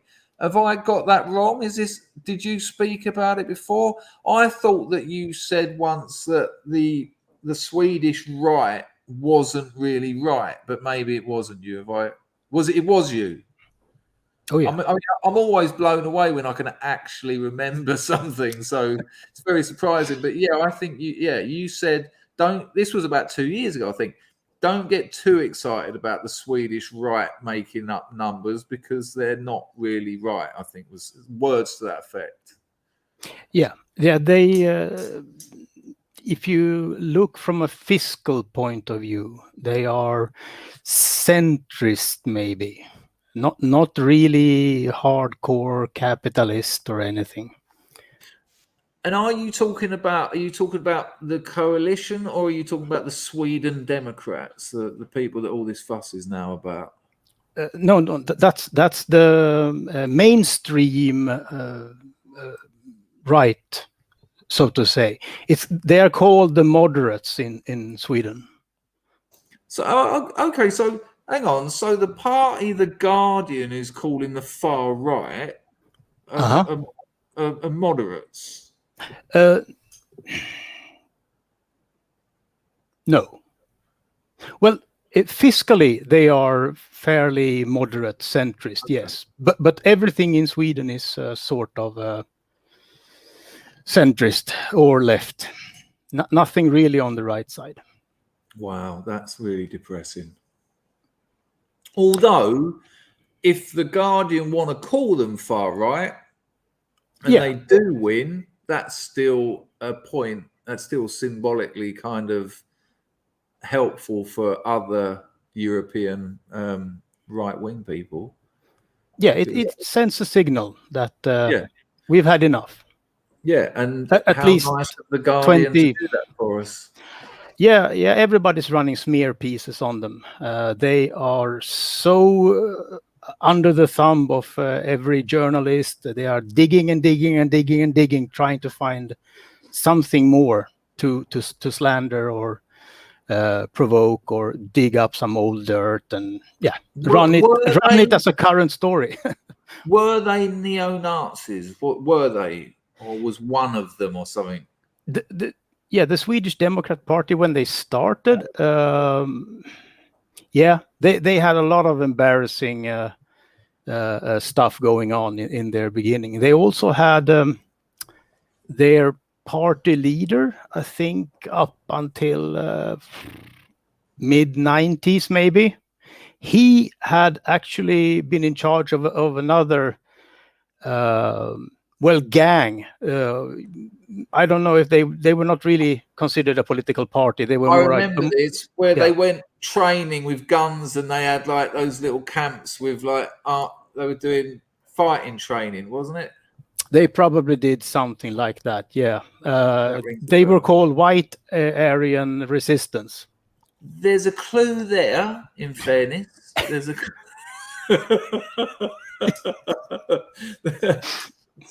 So interestingly, obviously, I imagine, this stuff doesn't go down well in England. I imagine in Germany, it's, this is like, whoa. Is it big news in Germany at the moment? What's happening in Sweden? Come again? Is this big news in Germany, that what's happening in the Swedish election? I actually don't know. I have only been watching the Swedish news the past days.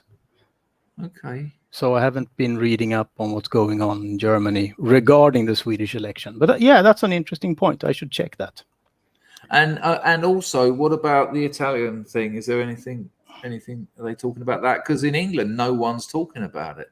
There was a tiny little article someone sent me on the BBC website, but it was next to nothing. It was almost like lip service to, oh, by the way, there's an Italian election and the right are doing quite well.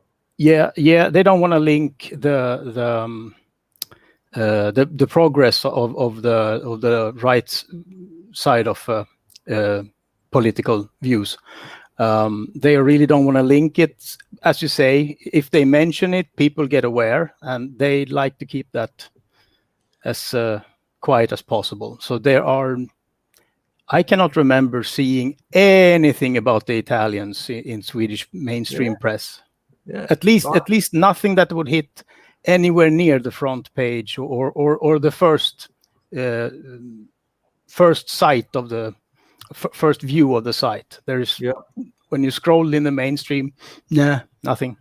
Well, the one I found on YouTube was an Indian website. That was the first. I mean, this is going back a couple of months, so maybe there's more now. But it was an Indian news program because the Indian government is nationalist, essentially. So, you know, they have no problems talking about, well, dare I say, they're quite up for free speech. But, yeah, an Indian news channel. That was all I could find on YouTube. And I really looked because I wanted to talk about it on a show. Yeah. Yeah, that gets under the carpet. It's an incredible job they've done in the what was once called, quite optimistically, the information age. That they can still keep information away from people, and successfully. Yep. Fairly. What they do is basically any media that has any kind of free speech intentions or want to spread worldwide interesting news from our point of view, they get smeared as also being sort of far right weirdos. Yeah, conspiracy. Of course. Yep. So those news sites have really big problems to get traction, to get traffic to them. They are suppressed as good as possible. And and when you've got a company like Google and doing their bit, a little magic deranking and you're gone. Look at, I mean, even the James Damore event. Do you remember James? He came on my show. Incredible story, and they didn't really even try and hide it. You know, I don't know if you know the details, but they brought all these people to a workshop about inclusivity in coding. They give their presentation and they said, we'd like your feedback. And James Damore gave them his feedback and they very constructive. Very constructive. There you go. And they fired him. Nah, wrong feedback. Wrong feedback. Based on wrong think. And sorry, you're out. That's insane, isn't it? And, you know, they must have known that was going to get out and they just thought, doesn't matter. We're too powerful. Well, if it gets out, we just push it down the ranking on the search engines. So, which ironically was where he worked. He worked in Google search. That was his thing. Because off camera, because obviously I have a business at e-commerce. Off camera, I was saying, "Oh, help us out with some of the latest SEO algorithms." I mean, he wouldn't, which, you know, I'm sure he's up to his neck in non-disclosure agreements. But yeah, he worked in Google search. That was his actual job. Yep. And there wasn't. Hey, hang on. Before we get off that, wouldn't it be weird if code he wrote was actually used against him after this? He knows why no one knows about him, because he wrote that code. Sorry, go on. Yeah, maybe he knows how to counter it by tweaking some search terms. I don't know. Hello, Alan. Good to see you. There was another guy as well. Was he also from Google? That was fired right after him. It rings because a bell. Let's have a look. They co-wrote, I think, some. They wanted to take Google to court, so they sort of teamed up for that. But in the end, nothing came of it. I think they wouldn't stick. Wouldn't even make it to court. I think something like that. But I'm only finding James Damore here. There's not. No. Yeah, I think I remember there was another one. If anyone in the chat can remember. Anyway, away from all that, how are you? Yeah, it's not so good, but that's normal for me. So normal, I would say then. How are you going to get out of this rut? Yeah, I'm trying. I've been I have a problem with my thyroid. Has been having that for like 35 years. Right. And it goes through a cycle, basically, which puts me through a cycle. And every time I do it, or end up in that situation, the medical system does not understand. It's very odd, I think. And what happens is that they don't, the medical values that they can get from my hormones and blood test, they say, yeah, you shouldn't really be eating this one, not this much. It's really not good for your metabolism. But every time I'm not getting access to the full spectrum of medication, I start to develop pains, muscle ache, problem walking, problem with hips, elbows, and it's just a shit show. And only when they realize, oh, he's in pain 24/7, maybe we should up the dosage a bit. Yeah, well, let's try that. And then I move somewhere, or a doctor quits that is usually responsible for me. So they quit and a new one comes in and the whole shit show starts over. I kid you not. I have to do this cycle again. So they put me down and I get pains and I go back up. Yep. And you tell them all this and they just say, yeah, but well, we'll try again. Be a bit different this time. Yeah, it will be different this time. Yeah. You're older now. Your body should be smarter. See you later, John Palmer. Take care, mate. I really mistrust medicine, significantly. When my own GP asked me to get him some opium because he had common cold, I think it's such broad strokes for very different people, and I'm not sure I'd like to be diagnosed with something that's going to kill me for a start. I think I don't know that we're psychologically able to cope with that. I don't know if I'd want to know. And the Hippocratic Oath, I understand the benefits of it, but my friend's dad wanted to die and they just kept keeping him alive, and he was like, stop it. But they said no. They kept him alive 5 years longer than he wanted to be alive. In an awful situation, he had little control of he couldn't walk, and his bowels just, and in the end, it make it deliberately hard for them. That stuff would just go everywhere. He didn't try and. No, you want to keep this mess alive. You can look after it. Okay, so he got a bit bitter.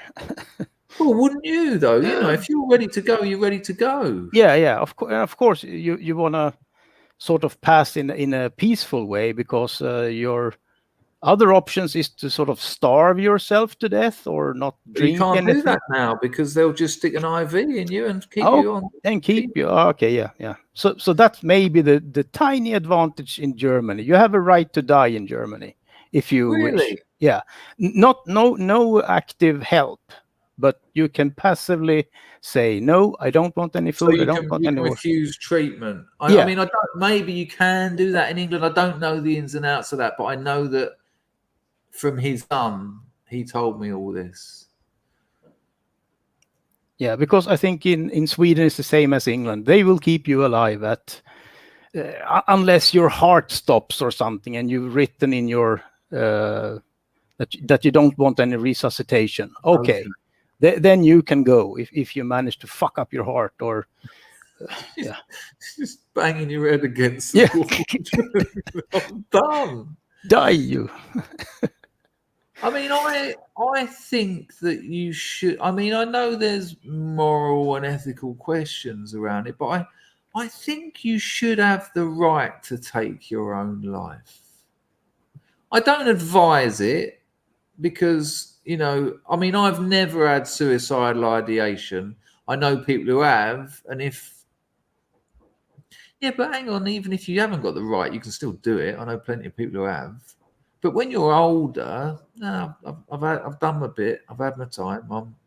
It hurts too much, Life is now a net negative.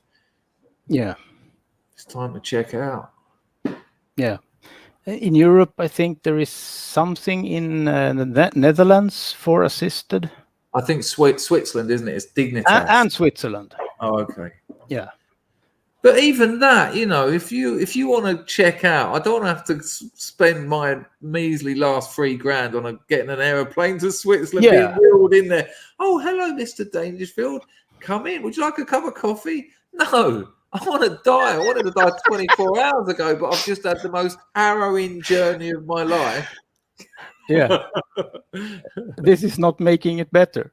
I outright said to my mother, I said, listen, if you end up in agony, just give me the nod. I'll do it. I know how to do that. Probably You'll shouldn't have said something. that. In Minecraft, I mean. Yeah, of course. Theoretically. I don't know. But terrible news that's going on. How are you mentally with it? Well, is that what's causing? Are you down? Yeah. And if you are, right, because you have been every time you've come on, and I know that you went through hell a couple of years back. I get that, but is your mental or your what would we call it? Your psychology, is that on the back of the illness, or is that just another aspect of why you're down? It's both. Now, a little bit more severe than the other cycles I've been through, because the passing of my wife, I don't know how I'm supposed to feel when I'm over it or gotten through the grief. I don't know. So that's still on my mind very often. And maybe that's where I need some help to get past it. But it's really hard to accept any help at the moment because of my low metabolism. Means my brain is slow. I'm having problem remembering things. It's everything is just very problematic, and no, also the will. I don't really want to do anything. So, of course. But wouldn't there perhaps be? I mean, when we're emotionally drained, our bodies tend to fail on us as well. That's kind of a well-known thing, isn't it? And I'm just wondering if you were a bit more, if there was a bit more positivity around the mourning and the grief. And you're absolutely right. We live in a society where it's just not a thing, is it? There's nothing for that. What, you go to the pub in England when someone dies, everyone gets drunk and has a fight, and that's it. That's it. Okay. When my dad died, I had to carry the fucking coffin. It was wonderful because the church, there was no room in there. There was people standing outside. That meant something to me. But then everyone just went to the pub and got absolutely shit-faced. There was about 3 fights. My granddad said, "You're the man of the house now." And I was like, let's fight. All right then. And I just thought, no, I'm not. No, I'm 16 years old. I'm not. I am absolutely not. What the fuck are you talking about? I'm doing acid. That's all I'm doing. And that was it. That's what our society, not everyone obviously, but that's why you need extended families and wisdom and people who've been through it. And it's a real mess. Yeah. I mean, I think that is one. We talk about a lot of things that are wrong with society, but the way we deal with death is, I think, so backwards. So not even backwards. It's just no. We don't do it. We do not do it. I crack on about it all the time, but we used to.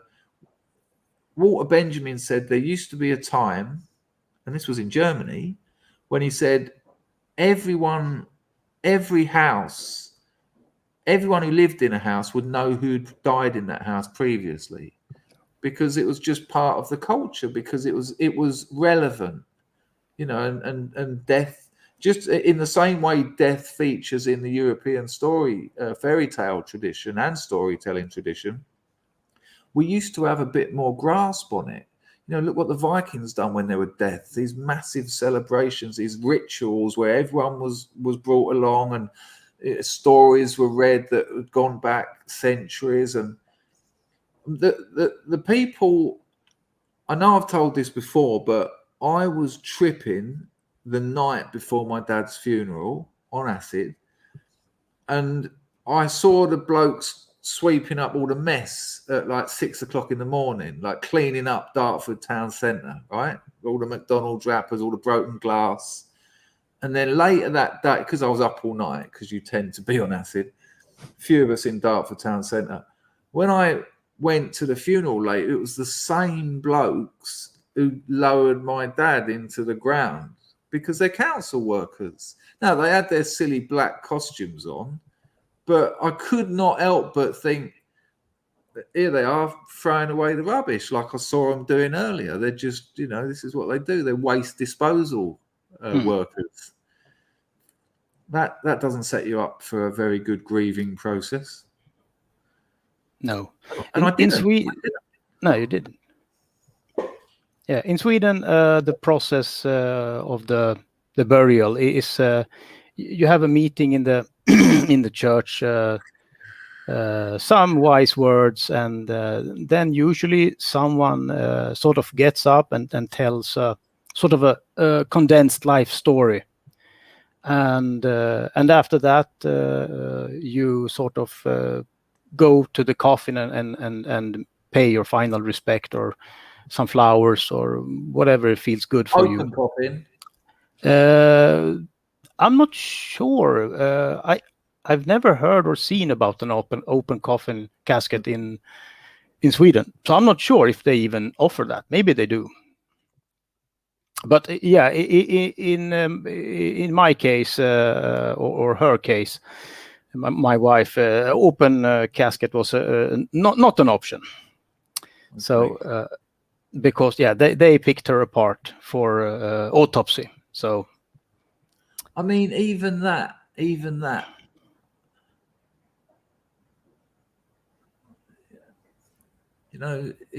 These are people's loved ones. Yeah. I know it's all. I don't need to know. You don't need to do that. Thank you. Oh, you're going to anyway, because why? Yeah, it seems like it's a rule. If you're too young to die out of old age, it's like mandatory to have an autopsy to find out. Find out the cause of death, and if there was any mischief or criminal involvement somewhere. So it was not an option. It was mandatory. It's I don't know what to say, man. I don't know what to say. Yeah, the problem is that they shipped her off so quickly to the laboratory. I had no chance to see her before that happened, and then she spent weeks in the cooler before this process was done. And of course, when she came back, I asked the mortician, can I see her now? And he said, let me take a look. So the mortician took a look, and he said, nah, there is nothing here to see, basically. So that was maybe good, because maybe it would be much worse. But I feel this emptiness that I haven't seen her dead. There's that closure, essentially. Yeah, she still feels so alive. It's just that I'm not going to see her this week. I'm going next week, next month. After this, I'm going to see her.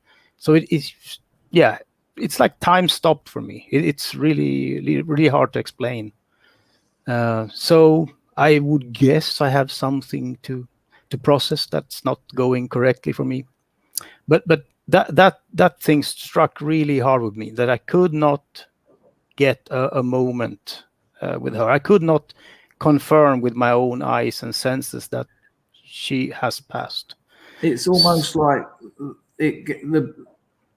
I mean, excuse my language, but it's almost like the body just gets absorbed into a system, into the system, and it's that's been taken away from you now. Now it belongs to them now. Yep. So yep, that's problematic.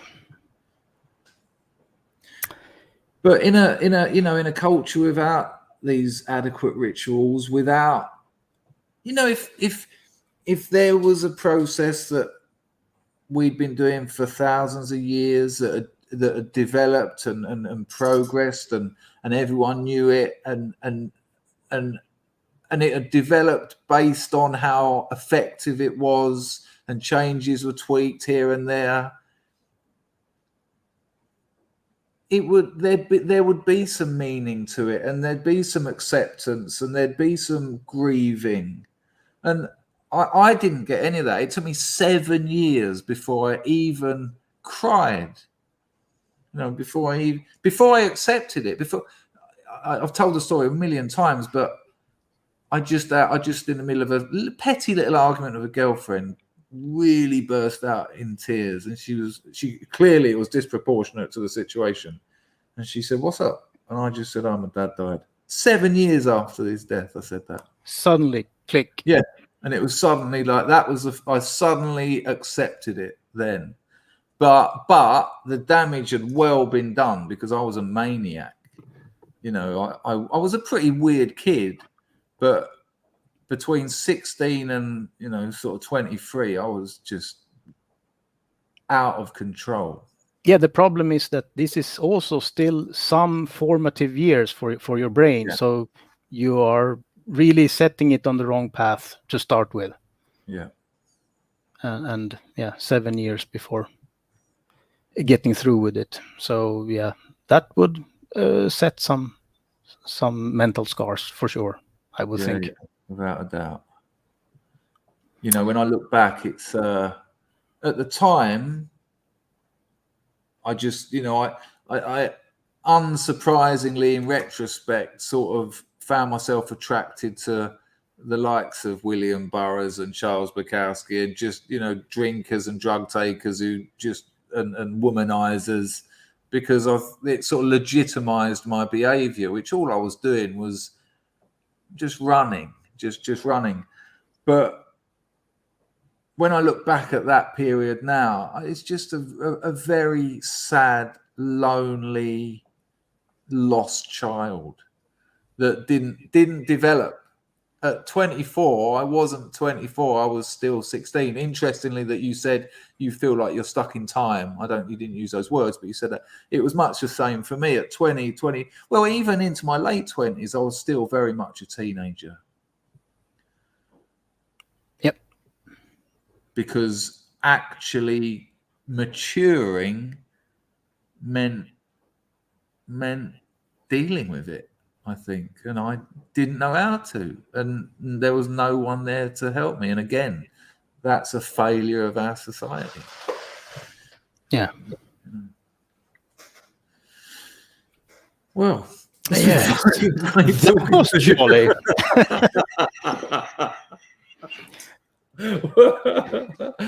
So I actually enjoyed talking to you, though. That's all right. Yeah, it's okay.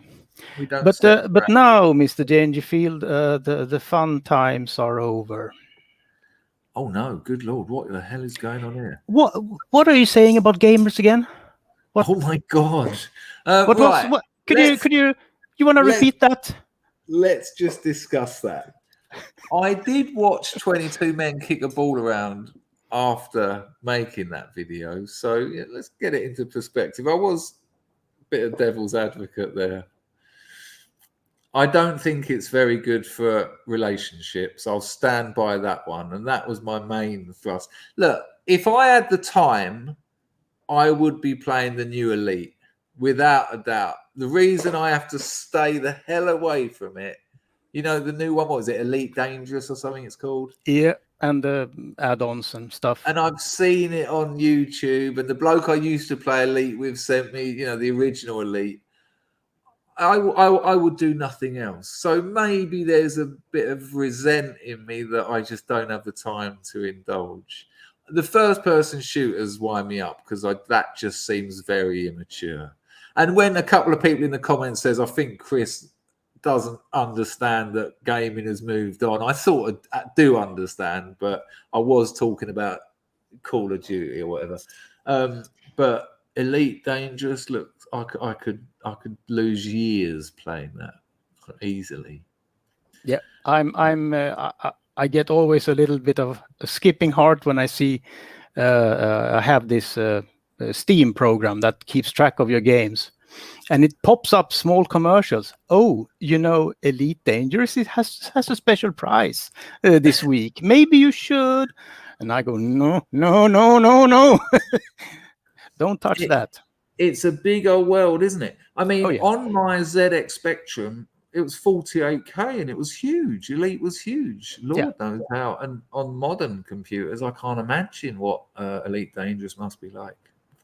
Yeah, it's probably Have you played really amazing. No, I cannot play that. For the same reason, you can't go there. It's gonna send me down an upgrade path I cannot afford. There's gonna be. See, this is something I'm very ignorant towards. I mean, I did start playing not Robot Wars, something like that, on my phone, and you're like I don't know, dreadnoughts we used to call them in Dungeons and Dragons, whatever, 40K. You're in these big machines with big guns on your shoulders and robot something. I'm sure Mech Warrior, something like that. Yeah. And I started playing that.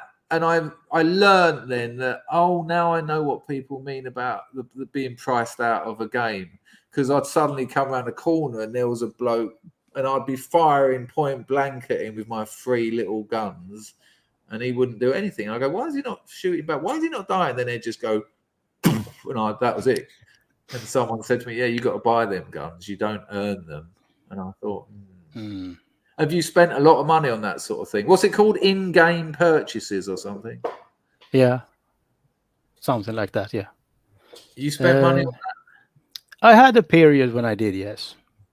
And do you have to? Do the games just, you fail to be able to be competitive to a certain extent? Yeah, if you depending on game, some game you will get perks you can only get by buying it with real money. Okay. And but a lot of games has the progression inside the game is so slow and you have to grind for years before you sort of acquire all of the equipment that you really want. So it's going to take years. So if you buy a little gold and maybe buy a special thing under a tournament that get you extra points, it goes a little faster.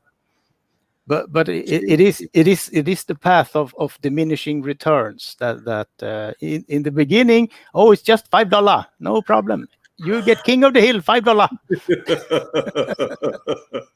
Well, I've actually got a gaming story about the law of diminishing returns. So it's a pool game on the phone, quite a good one as well. Good fun. You can play with someone sitting next to you, or you can play with people online. And I don't know how I found this bloke. I don't know how I found him, but he said he could get me as much gold as I wanted, and then you can buy the best queues where you'll get more backspin and you can play in the bigger tournaments. And he said, I can give you as much gold as you want for the right money. And he was an Indian bloke. And I was like, all right then, well, what sort of prices are we talking? And it was nothing really. It was $5. And he said, I'll do you 3 million gold. Now, to put that into context, I'd been playing this pool game for about 6 months and had about 20,000 gold. And he said, I can do you 3 million. So I had to give him my password and logins. And about 6 hours later, Lord knows how he does it. I don't know. I doubt. Maybe he plays it for 6 hours. Who knows? And suddenly I've got 3 million gold. I can go in the top competitions where you're playing for 50,000 a game, and it ruined it. Oh, you have to bet your gold on every game. Yeah. Right. But it ruined it because now losing a game didn't matter. When you've only got 10,000 gold and you suddenly go on, I'll play for 5,000. when you lose it, you're gutted, and when you win it, you're like, yeah.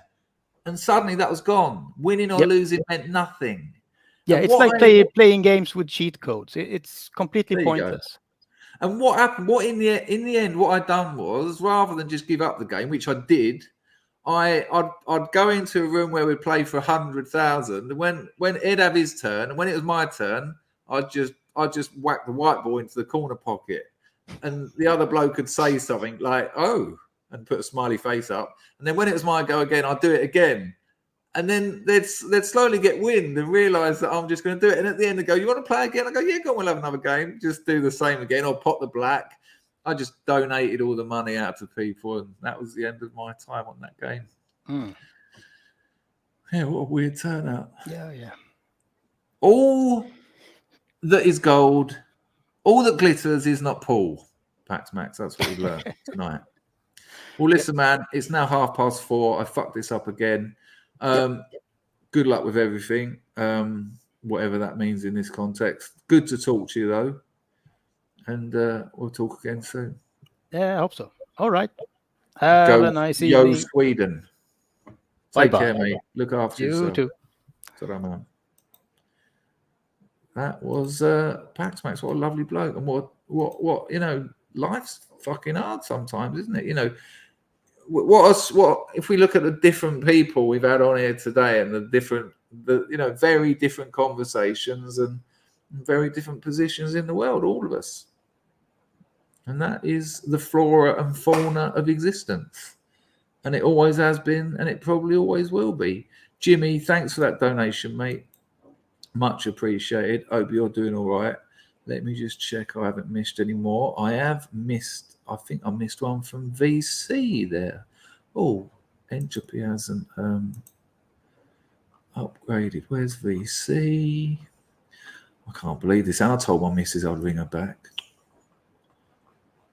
Why don't I just admit that I go to bed at 5:30 every morning? Every night I'll be going to bed at 3 tonight. Never. Can't remember the last time I went to bed at 3:30. Hang on, VC. I will find that. I just don't. Oh, and Raymond's donated. Sorry, people. I think what happened was the old and Rags has and Billy has. Billy says, "Ask." Oh, sorry, Billy. That was a long time ago. Ask Arklow what he thinks about the people in the Republic of Ireland celebrating abortion on demand and pride. Also, does he know about Ireland 2040? Chris, would you hook up with an OnlyFans girl? Well, if Arklow's still watching, that's a lot of questions. Yeah, what, a girl who was on OnlyFans? Yeah, I'm trying to get my missus to do it. I think she'll make a packet. No, I got no problems with that at all. You know, not at all. She wants to work. She's got a good work ethic. She's not a creative person, so she doesn't sit around making videos, writing, streaming, and she wants to work. But she can get a full-time job out here, but she'll be earning $200 a month doing it. She done it. She worked in a restaurant a while back. But, you know, one day off a week, or it might have been a month, because they just get you to work on your day off because they haven't got enough staff. And I said to her, you know, you don't have to do sex on OnlyFans. You can just get in some skimpy outfit and go, oh, look at me in the shower. So, yeah, that wouldn't bother me at all. I'd be quite happy. Thank you, Woodlander. That's very kind of you. Well, it is kind of you to Packer, obviously. Where's VCs and where's RPs? I am going to go in a minute. Don't forget, I am a writer. Link in the description. Substack is totally free. New part of my novel. Like, this is why I haven't got it up steady. I have once upon a time. That's why I haven't got the new sample up, because every night when I think I'll do it last thing, it will take me half hour to do it and arrange it and all that and edit it. And I just haven't got that time now because I've got to go to bed. Good Lord, he's complaining about something. Always complaining about something. But, Packer, I have got Dan's tunes set up. It might cause me a strike. Thank you, Rags, for that. Pax Max, is there a political shift to the right? What, in Germany, are you asking, or in Sweden? I think because he said before when he came on here that the Swedish right is not the right that you'd think was the right. So, you know, but it's better that even if they're not, if the Guardian are calling them the right, that helps us. Hello, Albert. Hello, Crosshatch. Good to see you. Hello, Jamarcus Trunk. Keep it greasy. There's RP. Did not know Pax Max was Swedish. What a super nice geese. Great talk. Yeah, he's great stuff. He really is a nice bloke. Nice one, RP. You had a couple of drinks, Raymond. Those typos look suspiciously alcohol-fueled. I'm not judging you. Rather jealous, actually. You know, old JC who drops napalm bombs, donations into Entropy occasionally. He got the stuff to make whiskey old fashions at home, and he made them. Add one. Thought, yeah, nice. Add another one. And then I was streaming saying, you've actually got to get out. You've actually got to get out and enjoy life. And he thought, fuck this, and fucked off out. And I won't say too much, but had a result, so to speak. Bless him. Go on, my son. Right. I think I've got everyone in. Thanks to everyone who donated. Thanks to the boy Cray and my man Rags. Thank you to all of you lot for putting up with me, putting up with life, and keep coming back here because it means a lot to me. And a lot of you have signed up to my Substack recently, and that really means a lot because it's really important to me. And I will have this novel out this November. That is a definite. Here's the Iconoclast theme tune. And thanks to Dan, who's probably not watching still, but what a pleasure to talk to Dan, and that was lovely. Here's his old theme tune, Vart Must Occur. Here's his old theme tune that I think will bring back many fond memories for a lot of people here. Nice one, Packer. Cheers, Chris. Thanks, Club. See you all later. Thanks to you, mate. It looks like an Arab, doesn't it? There were Arabs with knives at the foot of the bed. Right at the foot of the bed. Here we go, people. This is going to bring back some memories for all of us. I hope I don't start crying. That would be ridiculous. Take care. Bless you all. And I'll see you tomorrow. Don't forget, people, if you watch any of my old streams or if you remember something that I said in an old stream and you think it'll make a good clip, I've already got 2 out and I've made another one today, but I'll put it out later in the week. Anything you see in any stream, just email me, say this stream, even if it's like a new one, like this one, maybe there was a bit you thought would be good, between like 3 and 20 minutes max. I'll clip it and maybe it'll help the channel grow. This is the Iconoclast theme tune. He absolutely nailed it, didn't he? Should we have it with the volume on? Because that would make more sense. This is the extended remix, apparently. Might get ye. Ta-da!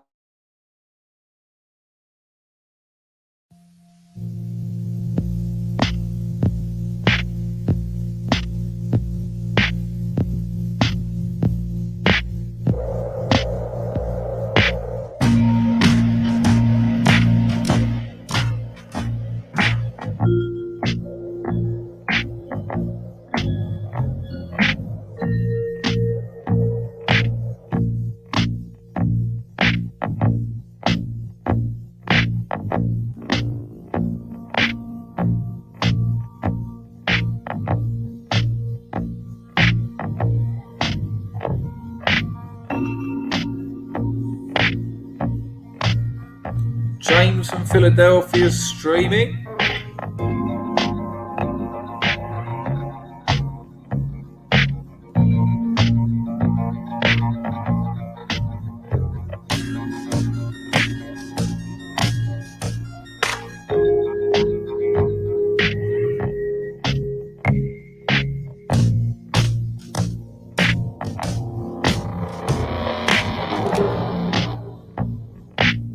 I've got a new James Corden video in the pipeline, Baz. Good call, though.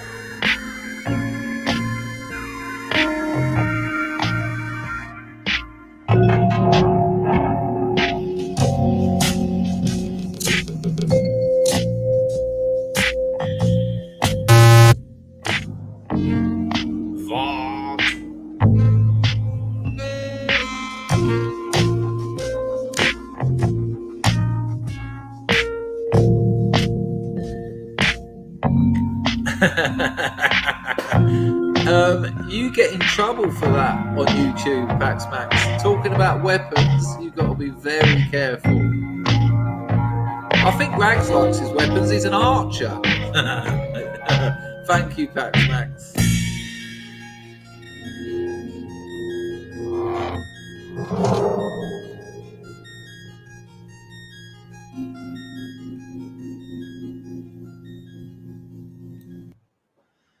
What an incredible... Agreements between Britain and people inside the European Union. How weird that a Tony Blair video came up after that.